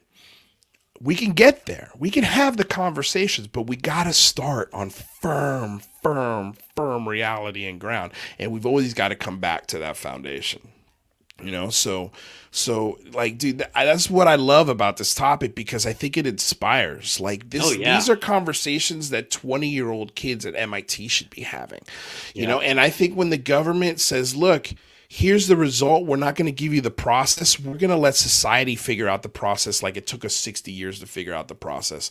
And maybe they'll do it in 15 or 20 years, and that process will be their awakening. And this is how we're going to do it because we can't just open the doors and say, here you go. It's just, there's going to be so much confusion. There's going to be so much misinformation and lies. I like that they're dripping it out because people like us can decipher it, look at it and go, you know what? I would be careful with this. Hold your horses, manage your expectations. Just like I've been saying with the pyramid videos, like the beautiful thing about those pyramid videos, my mother sent them to me, who has nothing to do with this topic. Yeah. That's a great, wonderful thing to happen. But my response to Mom was, hey, Mom, this is cool news. I have no idea what it is, but I would just say, let's wait and see and find out what they really are because we just don't have enough data yet. And that's the facts. So that's what we're here for. That's what we have to do as a community. And I know that sucks. Like, it's almost like, having to train the new guy on the job. And it's like, Jesus, all right, dude, you don't know how to do this? Okay, come here. This is how you log in to work. This is how you do this. You know what I'm saying? And it's just like a pain in your ass. You gotta put your pants on. on. It sucks, but What are you doing showing up with no pants on? No pants on, right? It's like, no, put your pants on. This is why they need us. They need us. This is why I'm not worried about like what we're going to talk about or what the topic's going to be, or, because I know, especially when I got a Michael Mataluni as my co-host, like the conversation is going to be intellectual. It's going to be realistic. It's going to be soaked in and grounded in reality. And then that gives us permission to go anywhere else we want to go. Yeah. I was going to say, I feel like Michael could beat me in a game of chess in 2 moves. Maybe. I don't know. I don't think of him as that kind of visceral thinker. He's so smart, but I don't think of him as like a chess player. I think he's one of these. I really like him because he can really listen to information and decipher it very quickly. And sometimes I'll miss things because I'm producing the show, and he'll catch it and then talk about it, and then that gives me an opening to be like, oh, this is what they're talking about. So like, dude, we have figured out a way, and the reason why I'm so goddamn excited about my channel is we've figured out a way to talk about this in a fun, entertaining, relatable way that anyone could turn on and watch. You're going to see people of color. You're going to see women. You're going to see old guys. You're going to see young guys. You're going to see stoners. You're going to see all of it, dude. We're going to talk to all of them, actors. We're going to talk to everybody, and we want to bring in as many people into this conversation as possible. And because this conversation is gonna be had. It's just, are we gonna position ourselves and our shows to, when this rush of curiosity comes, we're gonna have a library of stuff for them to look at, and also we're gonna be the people they come to like, oh my God, this happened today. I wonder what Lou's opinion or Ben's opinion is on it. Like, dude, I can't wait. Like, this is gonna be like sports. People are gonna want updates on UAP information. This is going to be something like, lifestyle, art. It's going to be a section in the newspaper. Like, this is coming. And I think, again, like we are in the perfect position to not only talk about it and educate people, but make this like a career. That's why I'm trying to bring as many people that I love and I listen to into my little chat verse, where I invite all my buddies, hey, I'm doing a show today. Who's coming? Who's in? If you got a show and you need some people on the show, you could post it in the chat and it's like, who's in? Who's going?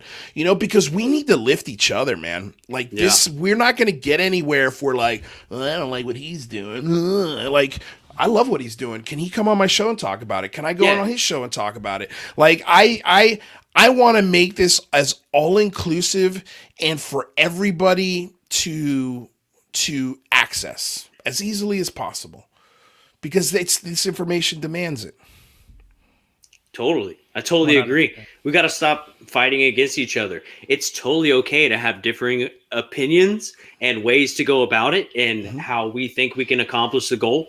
But like bitching and arguing and like hating each other doesn't do service to anybody, especially in this field where that's been a very prominent thing for such a long time. It's nice because I feel like there's a new generation coming in that's really going to set the standard and set the bar a little bit higher when it comes to the like ethical and the respect aspect of a lot of this stuff. I think we're going to be a lot more willing to listen and have these types of conversations without just immediately blowing each other off, but that's totally fine too, because the older generation really did put in a lot of the legwork and had to deal with the bullshit, and some people got murdered, some people got they had to deal with a lot of rough stuff. So I completely understand where they're coming from, and they opened the door for us to be able to have these conversations now, and I appreciate that so much. Dude, Joe, that's such a good man. Like you just said it, man. Like let's take a moment to think about that, because the people that have been doing this for years, man, that's that first foundation that we're talking about. That's why we have Jazz Shaw on the show. Dude, because he's part of that generation. Dave Scott of Spaced Out Radio has taught us so much shit because he's been through it, dude. He's seen everything, man. He's been doing this forever. Yeah.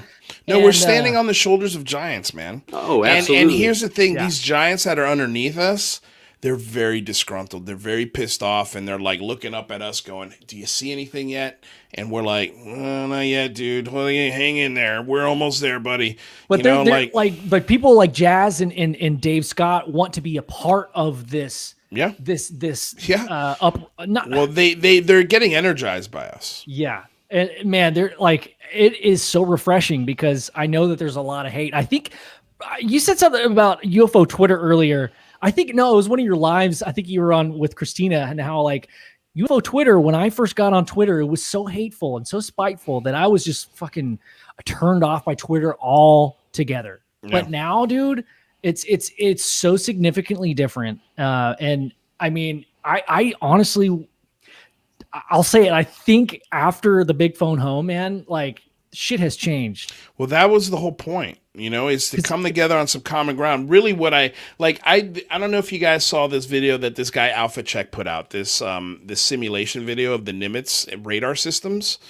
And it's an awesome video, and everybody's asking, Mick, what do you think about this? Mick West, check this out.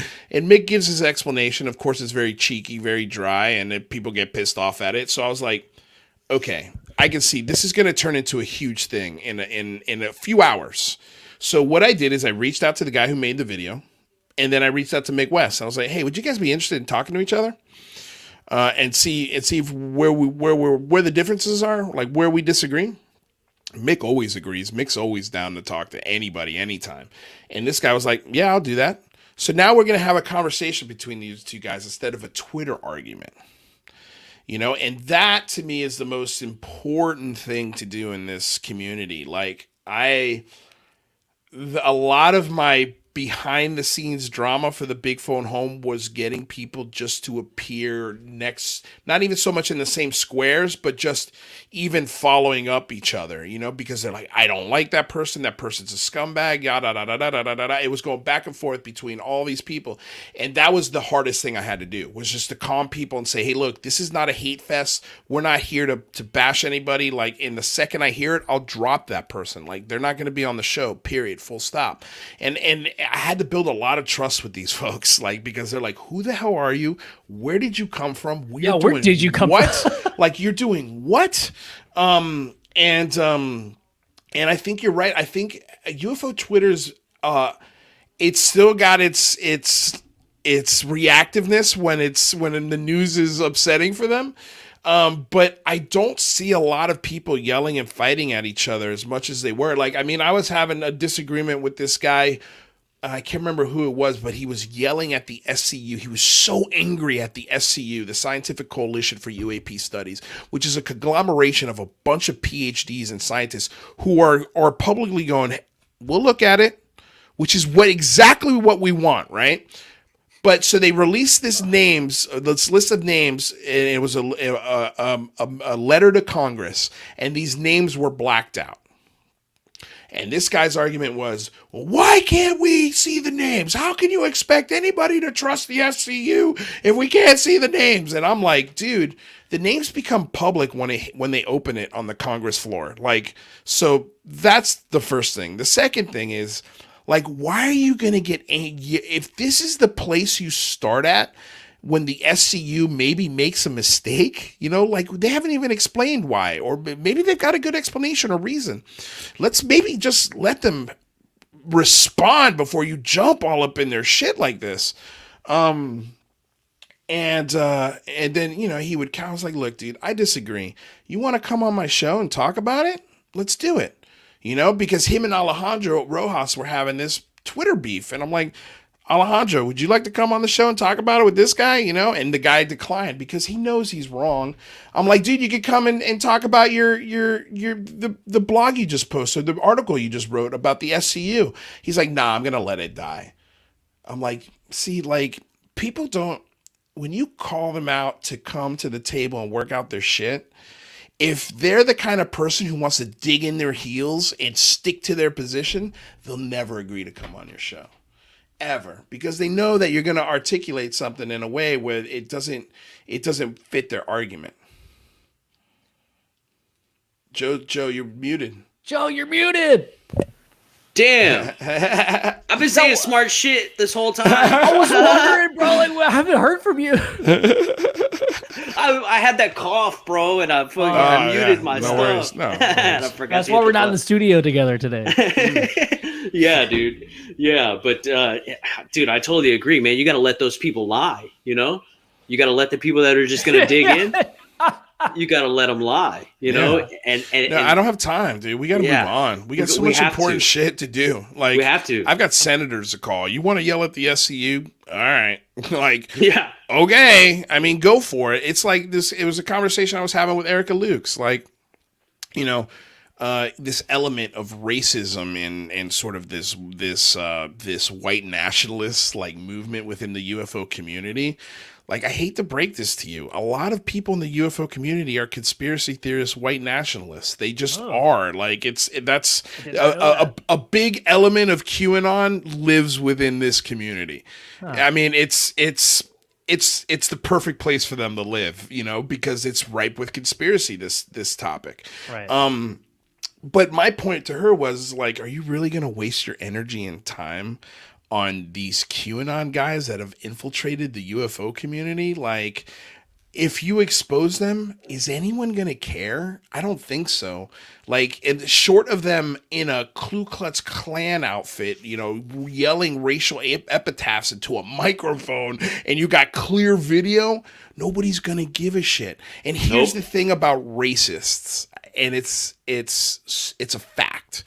If somebody in their heart is a real racist, like genuine to the bone supremacist, and they're hiding it, which a lot of them do, at some point in their life, it's going to slip. And it's going to slip at the worst time. Yeah. And it's going to slip in a moment that maybe even ruins their life.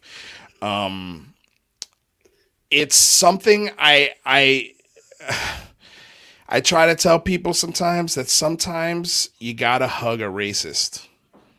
As crazy as that sounds. What does that mean? That means that sometimes look, man, if you're a racist hardcore to your bone, your childhood probably sucked. Yeah. It probably didn't have any normal birthday parties or friends or interactions. Like, you were raised in this bubble. I feel like that's a nurture thing rather than nature. I think that's like, racist. It's like a pit bull that's angry. You know, pit bulls are not violent animals. They're raised that way. Yeah. So, you know, hugging a racist is a really good first step into solving a lot of these issues, because if you throw a rock at a racist or you punch a racist, I can guarantee you just put you're gonna get deeper. Bit. No, not even bit. You just put them deeper in the hole that they're in. Oh, yeah, right, you know what I'm saying? Yeah. You're not doing them any favors. You're like confirming their beliefs in a way. Yeah, and that's hard to do because racism is disgusting. It's abhorrent. Like, I mean, I can't believe we even live in a society where we have to hug one of you. Like, really? You're gonna put this on me? But okay, you know, like, it works. It works, man. And we just need to have a little more empathy, even for racists. Yeah. As crazy as that sounds. You gotta show everybody some sort of compassion. You have to. And love. Even if what they do, I mean, I guess there's a couple situations where. Well, look, it's not to say there's a great story of a football player, a university. Well, there's a great story of a University of Miami football player who was like, I can't remember his name, but he was like part of like the Ray Lewis big time University of Miami, like you know, Willis McGahee class. And he was shot and killed in the street by this guy. His father and mother had every reason in the world to want this person dead, to face justice, all of those things. And his father, at the end of, or at the reading of the verdict, forgave him. Wow. Yeah. He's like, just because I forgive you doesn't mean I don't think you should serve the time. Like, you need to serve the time, and hopefully in that serving of the time, maybe you realize what you've done, but I know I have to forgive you because I know the things that have happened in your life led you to this really bad decision, and it just happened to be that bad decision killed my son. Right. So if someone like that can forgive, Yeah. it's hard. It's hard, and some people can't do it, and I get it. But those are the kind of things I think not only move this discussion forward, but like, it's like, look, sweetheart, stop wasting your time on the energy and the ugliness of this topic and these very, very, very rare people that only, she's an artist. Like, share your art, make more art, instead of investigating racists in the UFO community, why don't you investigate some UFO cases, like that's where I need you, I need you there. I love this. I love this idea. And I think we're like headed towards this discussion just amongst us three.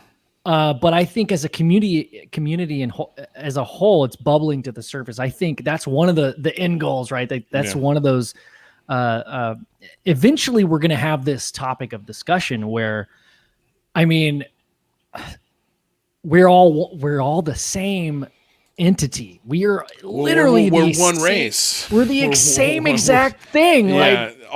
Just variations of it. And Lou Elizondo says that. Yeah. Like that's his thing. He's like, we got to realize that we're one race. And if this entity presents itself, how in whatever form it does, that is going to be the first thing we realize very quickly. I mean, okay, so I mean, I'm going to go into like science fiction here, but like name one episode where in Star Trek or Star Wars, they go to a planet and they said, oh, they don't say the name of the planet and then add some kind of INGS, like the Earthlings, like, right.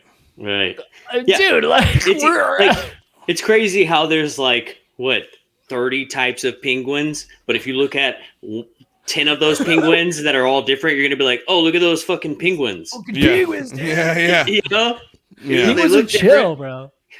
No, it makes sense, dude. I mean, some of them are assholes. We got a long way to go in society. I mean, we as humans have a long way to go, and I think it's very clear why nothing has shown itself yet. We're just not mature enough yet, like as a society. Like, we were just talking in the singularity complex, like, about capitalism and how capitalism is the best thing that the human race has maybe ever created, but at the same time, it's also one of the worst things that it's ever created. And we really need to look at the face of capitalists and capitalism and say, when's enough? Like, how many billions of dollars do you need to hoard? Trillions? Really? You need $1 trillion? Like, they gotta build a space force. No, you don't. You don't need that. They gotta build a space force. Yeah, no, I'm saying, I'm not talking about the government. I'm talking about, trillionaires and billionaires like Bezos and these guys. You mean like Dogecoin owners? Yeah, I'm a Dogecoin owner, man. Dude, me too, dude. I will love watching that stuff go up and down. Holy cow. Let's go for $1. Let's go to the moon. No, I would love to, fund the show off of the Dogecoin, like that would be killer. But yeah, dude, there's just a lot of questions that this society needs to really look in the mirror and ask itself, like, and implement some things, specifically taking care of the most vulnerable and the most poorest people. So that way we don't have uneducated, racist, angry people with no health care and nowhere to feel like they're being useful. Like we need to give people a sense of purpose. We need to give them a reason to be creative and a reason to live and a reason to add to society. And if you're working 80 hours a week because your husband got arrested for a minor drug charge and now you're the only person in the house who has to feed 2 kids and pay rent, like, I'm sorry, that's not right. Like, it's not right. And there should be safety nets for people like that. And I have a lot of empathy for people who didn't get the fair chance or fair shake that every human should have an opportunity to. And this is a great country to explore and chase those opportunities, but it's also a country that very much gives certain people a head start and a better footing to start on when they begin that journey. If this is, a 100-yard race, a lot of society starts on the 1 yard line, and there's a segment of society that gets an 80-yard head start. And it's generational, Probably more than- and at some point we all as a people have to go, when's enough? Like, you don't need 10 yachts, you don't need a private island, and if you do, great, but you're not going to have 10 of them. You're like, there's got to be a way to, there's got to be a cap on it, and then anything after that cap, sure, you get a piece of, but the rest of it goes to social programs like Social Security, like healthcare, like a UBI, a universal basic income, things that people need to get, because look, AI is coming. It's coming. Like all of these jobs in restaurants and truck drivers and all of these things are going to start going away. And a large segment of our society is blue collar workers. Where are they going to go when you replace their truck with an AI? Like, it's and what happens to those truck stops, those restaurants, and those people? Like, we really need to look at everything we're doing as a planet, as a society, and go, oh man, maybe it's not sustainable, period. Like, if 3 billion people on the planet, we can only do what we're doing for so long. And it's not easy. I mean, as we all can agree, but it's easy to consume. Dude, hot dogs are great. 7-Eleven has cheap hot dogs. Yeah. Awesome. But they're not very nutritious. Anyway, so, dude, this is how I want to connect everything to this topic, this alien UFO and technology, where it can bring us. And I think the root of it is the monetary system that we have in place. And dude, I'm only a doctor scientist. I don't know shit about economics. Yeah. But if I can understand that there's a problem here and something's fucked up, then come on. The monetary system, and Joe and I loved, Joe, you have amazing, we could talk about this for hours, but it's not so much the barter system. It's we're looking at what are the problems with this monetary system, and that the income inequality is insane, man. And if you just took that part away and figured out something better, I think we could all point to that's the issue right there. It's the monetary thing. It's taxing the people who should be taxed. That's part of the problem. You need to tax the 1% a lot more than what we tax them. And we also need to curb our spending. Why don't we just get rid of the way we think about money? How about that? They just spent a fuckload of money this year. Good luck getting rid of money. If that's the hill you're gonna die on, I can't join you, my friend. It's just not. It's we're not at that Star Trek society yet. Let's get to the singularity first, and then maybe we can start talking about getting rid of currency. That's the thing. That's the theme of our convo. Is there's steps. All right, hey bud, there's steps. No, for sure. It's gonna happen. I think, eventually it's probably going to work its way there. It's just now is not the time. Look, we just got to convince them to tax them fairly. We just want to tax you fairly, and that is almost impossible to do. But I think also you need to, because you can seize every Fortune 500 company in the world, and that wouldn't cover 3 months of our annual budget. You could seize it, take it, okay?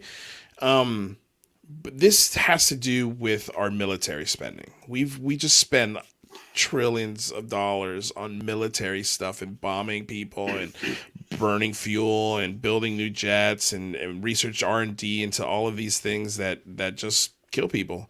And we need to look at that budget and say, okay, how could we cut that by 30%, 35% and reinvest that into education, science, literature, all of these things that people desperately need, a UBI, healthcare, infrastructure, so much. And that's why it's tough to find a place for this UAP topic to politically live, but you can talk about all of those other things. If those are the things you believe in, and maybe you completely disagree with me, maybe your things are gun rights and less government and this and that. Great. Awesome. go to my website, download my list, call your senators, tell them exactly how you feel. That's what we have to do. Don't matter what the issue. So, that's kind of where I stand on it, man. Yeah, absolutely, man. Yeah, it doesn't matter. Like you said, politically, it doesn't matter where you stand. This is an issue that affects the entire world. And both sides are interested. That's the other thing, too. Like, you could put Marco Rubio and Hillary Clinton in the same room and say, all right, guys, you're only allowed to talk about UFOs for 3 hours. And then when you come out of that room, not only are they going to have a killer conversation about UFOs, because it's fun to talk about. Look at us. We've been going for 2.5 hours. But what you might also find is maybe they come out of that room agreeing on one or two other issues that maybe you didn't think you'd agree on, That's all I'm saying, dude. Like, this is a great topic to bring everyone to the table at. And then let's start talking. Let's see what else we agree on. Maybe we could figure out some other issues in this UAP discussion. Who knows? So that's the way I'm pitching it to our politicians. That's the way I try to talk about it every time I do a show or whatever. We have to call, man. We have to call. We have to ask, because we've never done it before. We have never done this. Never, ever. So to say it doesn't work is, well, you don't have the data to prove that. Let's maybe get some data, because that's what we're always asking for, more data. Well, if 20,000 people saw my live stream and only, let's say 300 of them called, success. I'm so stoked with that. And I think 300 people calling, tweeting, mailing, writing had an effect of some kind. And next year, who knows? Maybe we get 1,000 or 2,000. God forbid we get 5,000 people calling into Congress asking for more transparency and data on UAPs. It's look, the Inspector General is looking at this now. We're winning. Like, this is coming. And all I'm telling you boys is be ready for people to want more content from you, because they're going to be looking for it. I'm telling you.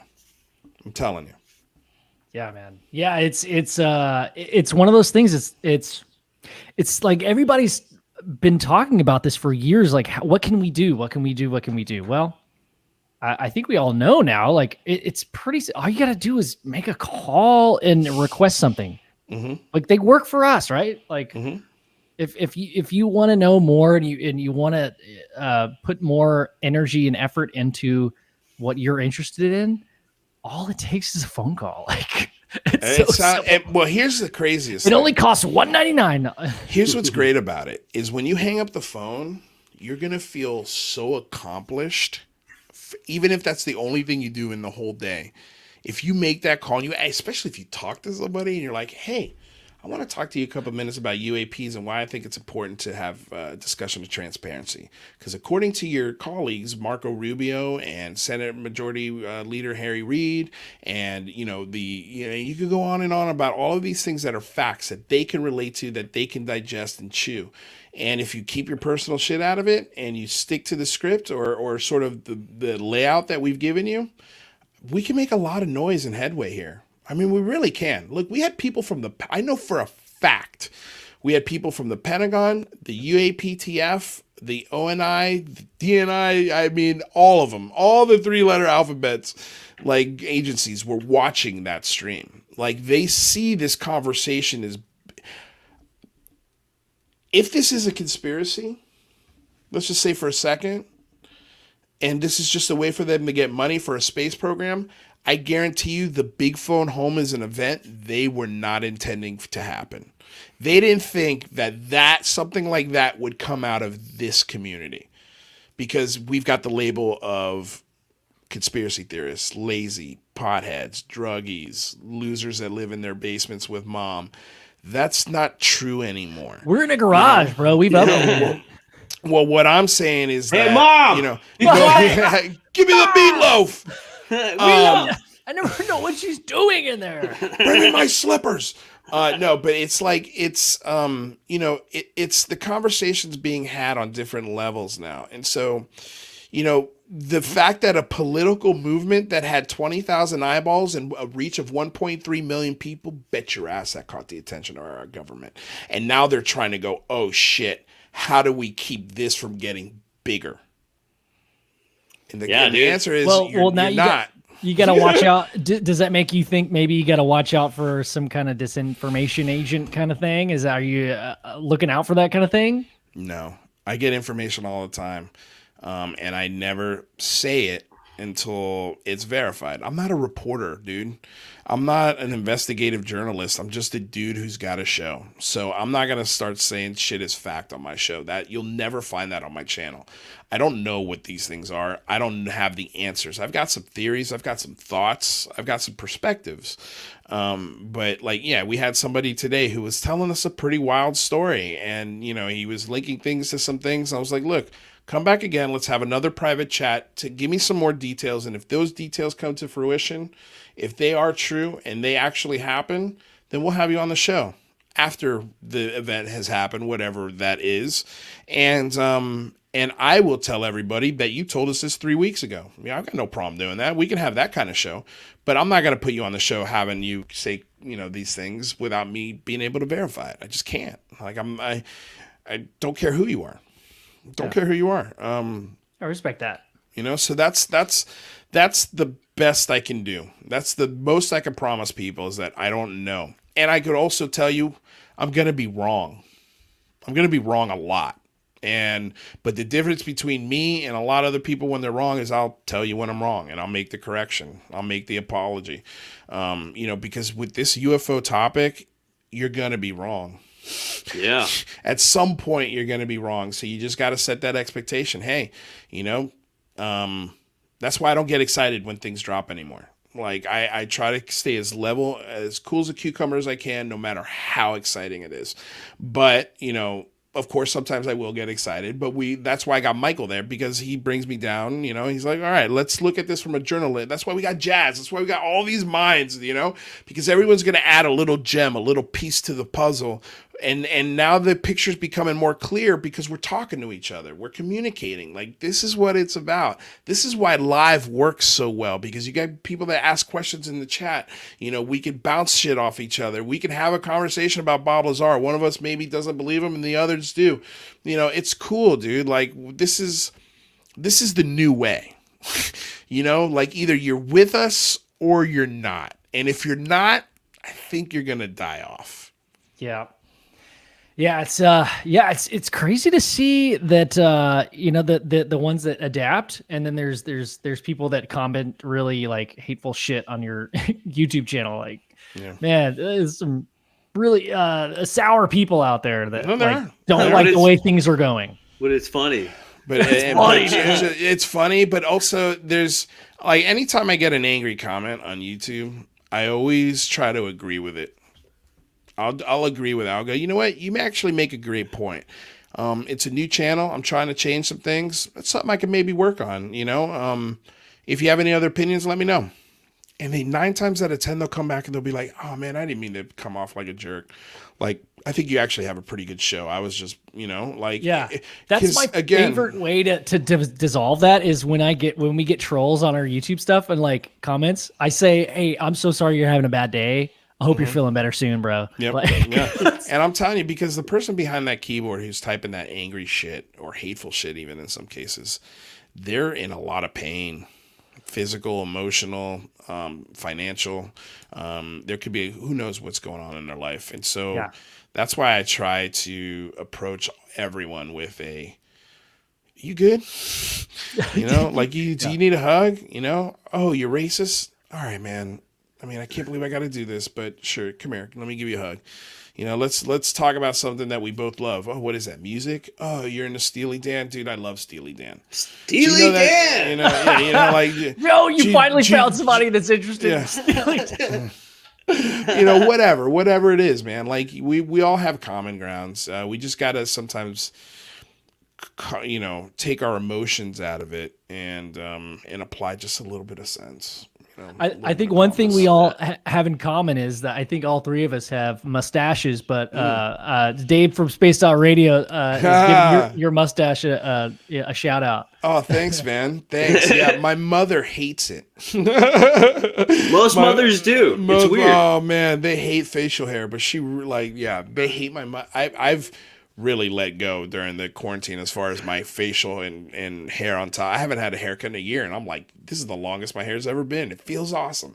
I was teasing my girlfriend. I'm like, babe, I'm getting a mullet. You can't cut it now, dude. She's You're like, no, you're too you're far not. in, bro. I could cut it. I could. It's starting to get summertime. It's getting hot out here, so I think I'm going to get sick of this real quick. Quarantine's been wild for me this year. Yeah, I see that. I really let it go, dude. Yeah, just this year. Yeah. Yeah. I've been in quarantine for like 8 years. Oh man, that's awesome. Dude. Yeah. Joe, do you have anything else, man? This is no, man.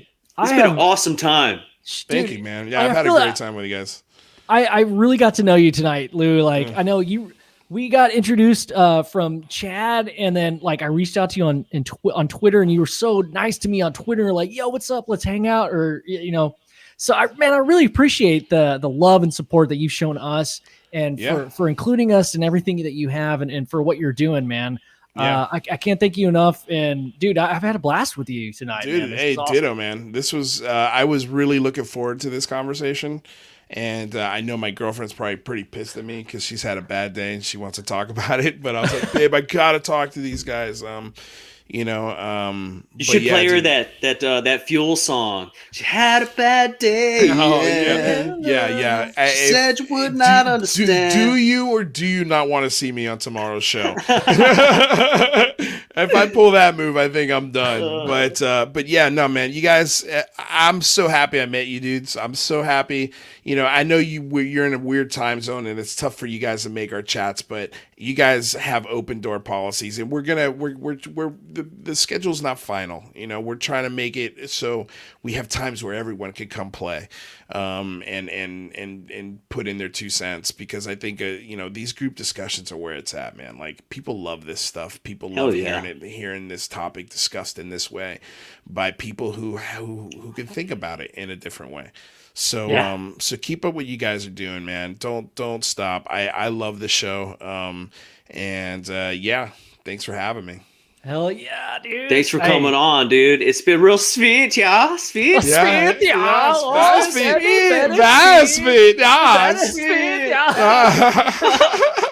the only thing we can say in that accent. It's very cold. I don't know. Sweet. Oh my god. Oh, shit. All right, man. Well, I'm gonna go make some dinner for my girlfriend. And, hell yeah, dude. And I'll see you guys. I'll see you guys tomorrow. Cool, man. If you guys want to come hang out on the show, we're down, dude. Sounds good, bro. We'll talk to you later, dude. Yeah, later. All right, peace. Bye. Hell yeah, man. Dude, that was fun. Man, that was awesome. That was good, man. The Swedish thing.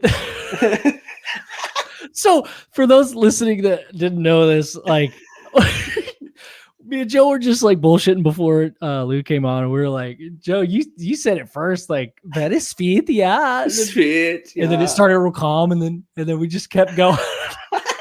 I like that he just joined in with it. He just joined in immediately. That was hilarious.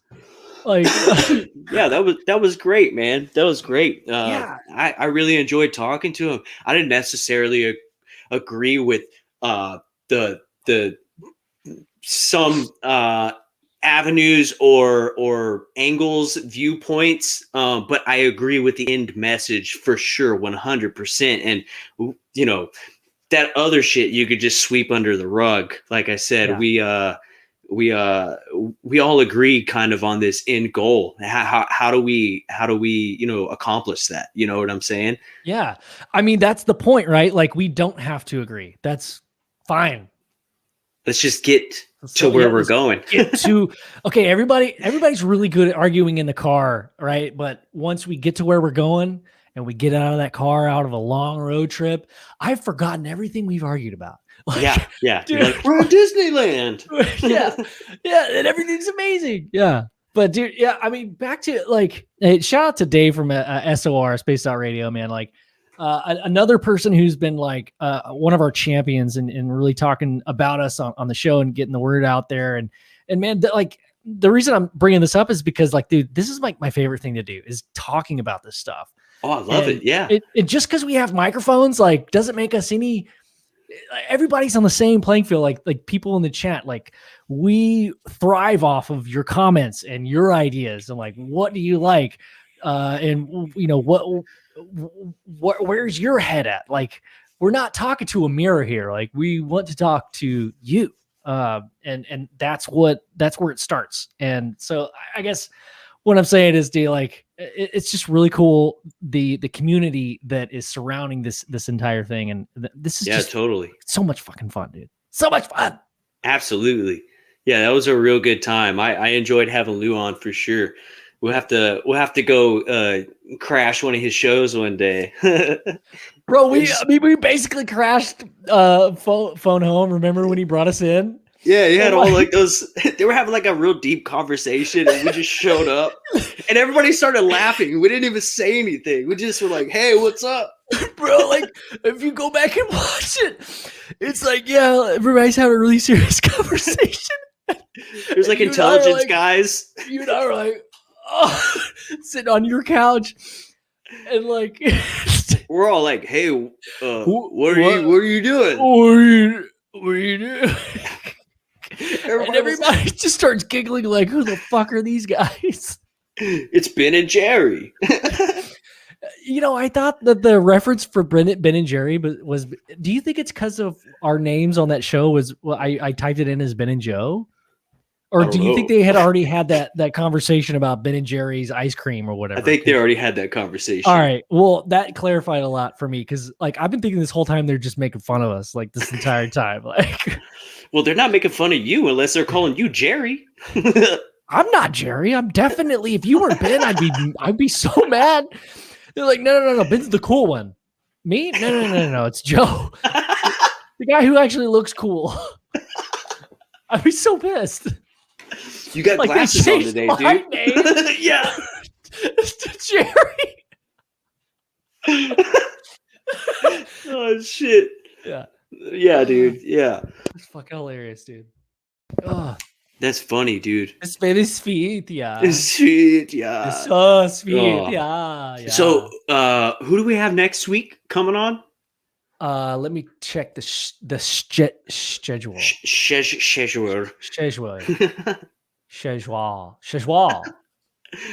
Oh god, dude. Calendar. Okay, here we go. Next week, dude, we don't have the 13th. We don't have the 13th? We don't have anybody on the 13th. You know who we should is Rivy up. Larry. We should have Larry. He hit us up. Let's have Larry on. Okay, I don't even know if any of our listeners know about Larry yet.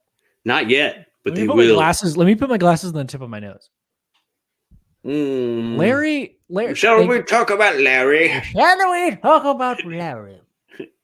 Back in my day. Anyway, dude, Larry is, I mean, well, first off, one of the nicest bros I've ever met, but he started listening to our show like after he had an amazing experience. Well, just life-changing experience with one of his friends near Montauk Island Bay. Yeah. He had an experience with a friend and got into the subject and started listening to our show. And I mean, he emailed us out of the blue. It was like, hey guys, thanks for doing what you do. I mean, I love those emails. Like, we don't get a lot of them, but like those emails that are like, hey, I don't care what anybody else says, like keep doing whatever. That like keeps me going. Right. Yeah, definitely. So, I mean, for those that don't know about Larry yet, like he has an amazing, an amazing experience, great perspective on this entire thing. And he's like working through a couple of things, putting together a couple of things. He's doing a website. He's starting his own podcast. And he was so inspired by our community and the people that listen to our show and, you know, talk shit and like laugh at the same time. We're talking about like people getting like traumatized and like abducted and shit and like Mentos, like, you know. So I think, man, we should reach out to see if he'd be down on the 13th. I'm down. Show. Let's do that. Only thing is, dude, sorry. I have a dentist appointment and my mouth might be a little numb, so I'm going to be talking like this. Just cool. So that'll be happening. Well, the other day, bro, you had a fucking root canal and did a 3-hour episode. That's right. Okay, so then we're good. Because, well, I'm getting the procedure done at 1:00, and I think my mouth was like pretty much not numb by the time we got on. So I think we'll be good. Yeah. We'll be good. Yeah. Dude, hey, Van Gogh. I'm excited to see that that UFO response vehicle. Texas only. Texas only. Yes. Dude, that's right. He posted something about like was it the Impala was like, let's get the response vehicle. We need to do something. You got to send us a picture of your progress. What if he sends us a picture and it's like a roll of duct tape and some sticks and like a tire? He's like, slowly but surely, look, guys, we're getting it together. I'm working on it. I love that, dude. I want to see it. I want to see it. Dude, I love the idea though. Like it's like a storm chaser. I'm picturing a storm chaser. We'll have to get you a UFO garage bumper sticker, dude, when you build it. Oh shit. Fuck yeah. We'll make you one. We'll make you one, dude. Lime green. Yep. Hell yeah. Coming soon to a middle of nowhere near you. Yeah, dude. Dude. This little thing where I could click to show people's comments is so fun. Look at that. I know. I like that a lot. Look how fun this is. Look. From Space Cow. Love that. Alien girl. What's up, girl? What's up, girl? What's up, girl? Yeah, this is cool. I'm liking this new live thing, man. Dave also says, oh, that was for Lou, but he said yes to the mullet. Oh yeah. Dude, all right. Well, yeah. So let's reach out to Larry and see if he's down for next week. And then the 20th, we've also have free. And then the 27th, we have Lou Elizondo. No, we have Geraldine coming on. Is Geraldine on the? Well, I haven't put it in the calendar. Is that the 20th? Oh, when I was talking to you, you were like, "Let me put it in the calendar right now." I'm putting it in. That sounds exactly like me. That's exactly what you said. That's why. That's exactly how I sound. April 22nd. No, May. Sorry, I'm dumb. I sent that April 22nd. My bad. May 20th. Dude, bro, we're so late, dude. I wonder if she's still on. She's still sitting by her phone like, these guys are assholes. May 20th, we'll be having Geraldine Orozco on. Okay, so that's 2 weeks. Okay, fuck yeah. Yep. So let's get Larry, and then we're gonna have Geraldine, and then we got Lou Elizondo coming on. So it's gonna be yes, it's gonna be awesome next 3 weeks for sure. Dude, yeah, the next 3 weeks are gonna be fun. I'm actually really excited that we have like a little like next week is like a question, and we don't have anybody like, we have to. Yeah, dude. I want to hear more from our listeners that come in with stories and reach out to us, because man, some of the stuff that we get is like amazing. Some people aren't really willing to be on the show, but they want to tell us a story anyway. But like there are like a small amount of people that are willing to come on the show. So that'll be fun, dude. Hey man, look at this. All these people want bumper stickers. Hell yeah. Cloudy with a Chance of Meatballs. We'll get you one, right? Oh yeah. Jennifer. Oh, yeah. Heck yeah, we need to make a special gun bag sticker. What's a gun bag sticker? It's a sticker you put on a bag for your gun.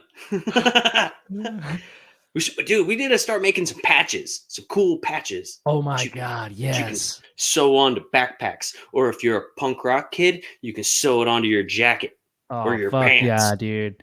Yeah. Did you ever do that? Like put patches on your jean jacket, your denim jacket? Yeah, dude. I had like Dead Kennedys patches and shit, and like casualty stuff, and like.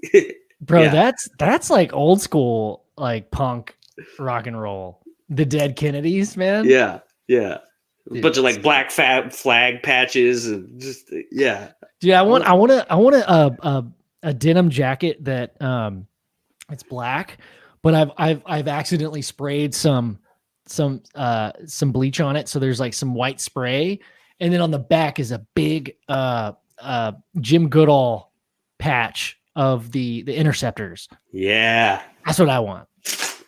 Yeah, dude. Jim Goodall, Groom Lake Test Facility, Dreamland Area 51, Interceptors patch, man. Yeah, dude. Get that. We're going to get this on a t-shirt pretty soon, or we're going to do something with it. Jim gave us permission to use it. So, yeah. It's going to be pretty sweet. Patch for tack bag. Yes. Yeah. Oh my God.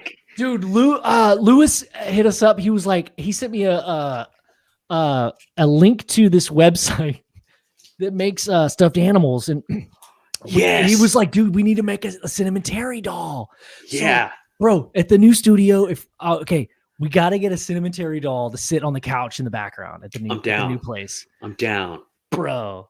And so I started looking into it, and it turns out you have to make the doll naked, and then you could put like human clothes on it later. Yeah. So it's like less expensive. So anyway, I'm gonna put a big old Pepe on him. I thought you were gonna like predict what I was gonna say, and you didn't say anything. So I thought you were gonna say I'm gonna put a UFO Garage T-shirt on him. No, but like. All right, let's not get sexual. Cinnamon Terry. He's a fictional alien. He has no genitals. He doesn't. He doesn't have any genitalia. Or does he? We can make it up, dude. He's an alien. We could. What if we could put his wiener on the back and his butt in the front. like it's like a ponytail.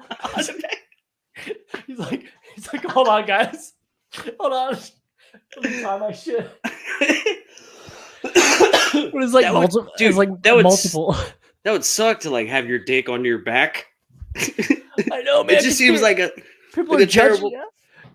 Like people are judging you, like you don't even know it, dude. You're in line at Six Flags. People are looking at the size of your TT. Like, what is that? That's that guy's wiener. It's on his back. Okay. Oh my God. Okay, well, I think that's about it. Yeah. About it. Also, we're like the most people listening to the show. Of course, we would have the most people fucking watching it. Like after we've had a pretty amazing conversation. I don't know, man. It's all relative, dude. Once it gets to wieners, we know we're almost out of stuff to talk about. Look, it's not like we want to talk about wieners. It just happens, okay? Because they're funny. Progression. Wieners are funny, all right? When was the last time you heard a fart and didn't laugh, dude? Never. Wieners and farts. Never. Dude, have you ever come out with a coffee flavor? You know, like all the podcasts have like their own coffee, right? Yeah. Let's call it wieners and farts. Wieners and farts. Wieners and farts brew. This deep, dark roast. Stinky, thick, viscous, pulpy roast. Just wieners and farts. You're like, that's delicious. Your like teeth are like covered in. Oh God. When I switched over to so much more concentration after switching over to the UFO Garage, wieners and farts roast. When I wake up in the morning, there's nothing what I'd rather drink that I'd sip on with my family than wieners and farts. It needs to be a light roast. Light roast, lots of caffeine. Yeah, I was gonna just get you real going. Yeah, you know, like I didn't know this, but the light roast is like less intense. Like the darker, the less caffeine. Right, darker, the less caffeine because it's roasted longer. It loses its caffeinated abilities, dude. Yeah, the specialities. This is the terminology. The notes, dude. The notes and the fragrances that we all know and love. The terpenes. Right. The tannins. That's right. That we know about intimately. Hell yeah, dude. All right, bro. That was fun, man. It was. Alrighty. Well,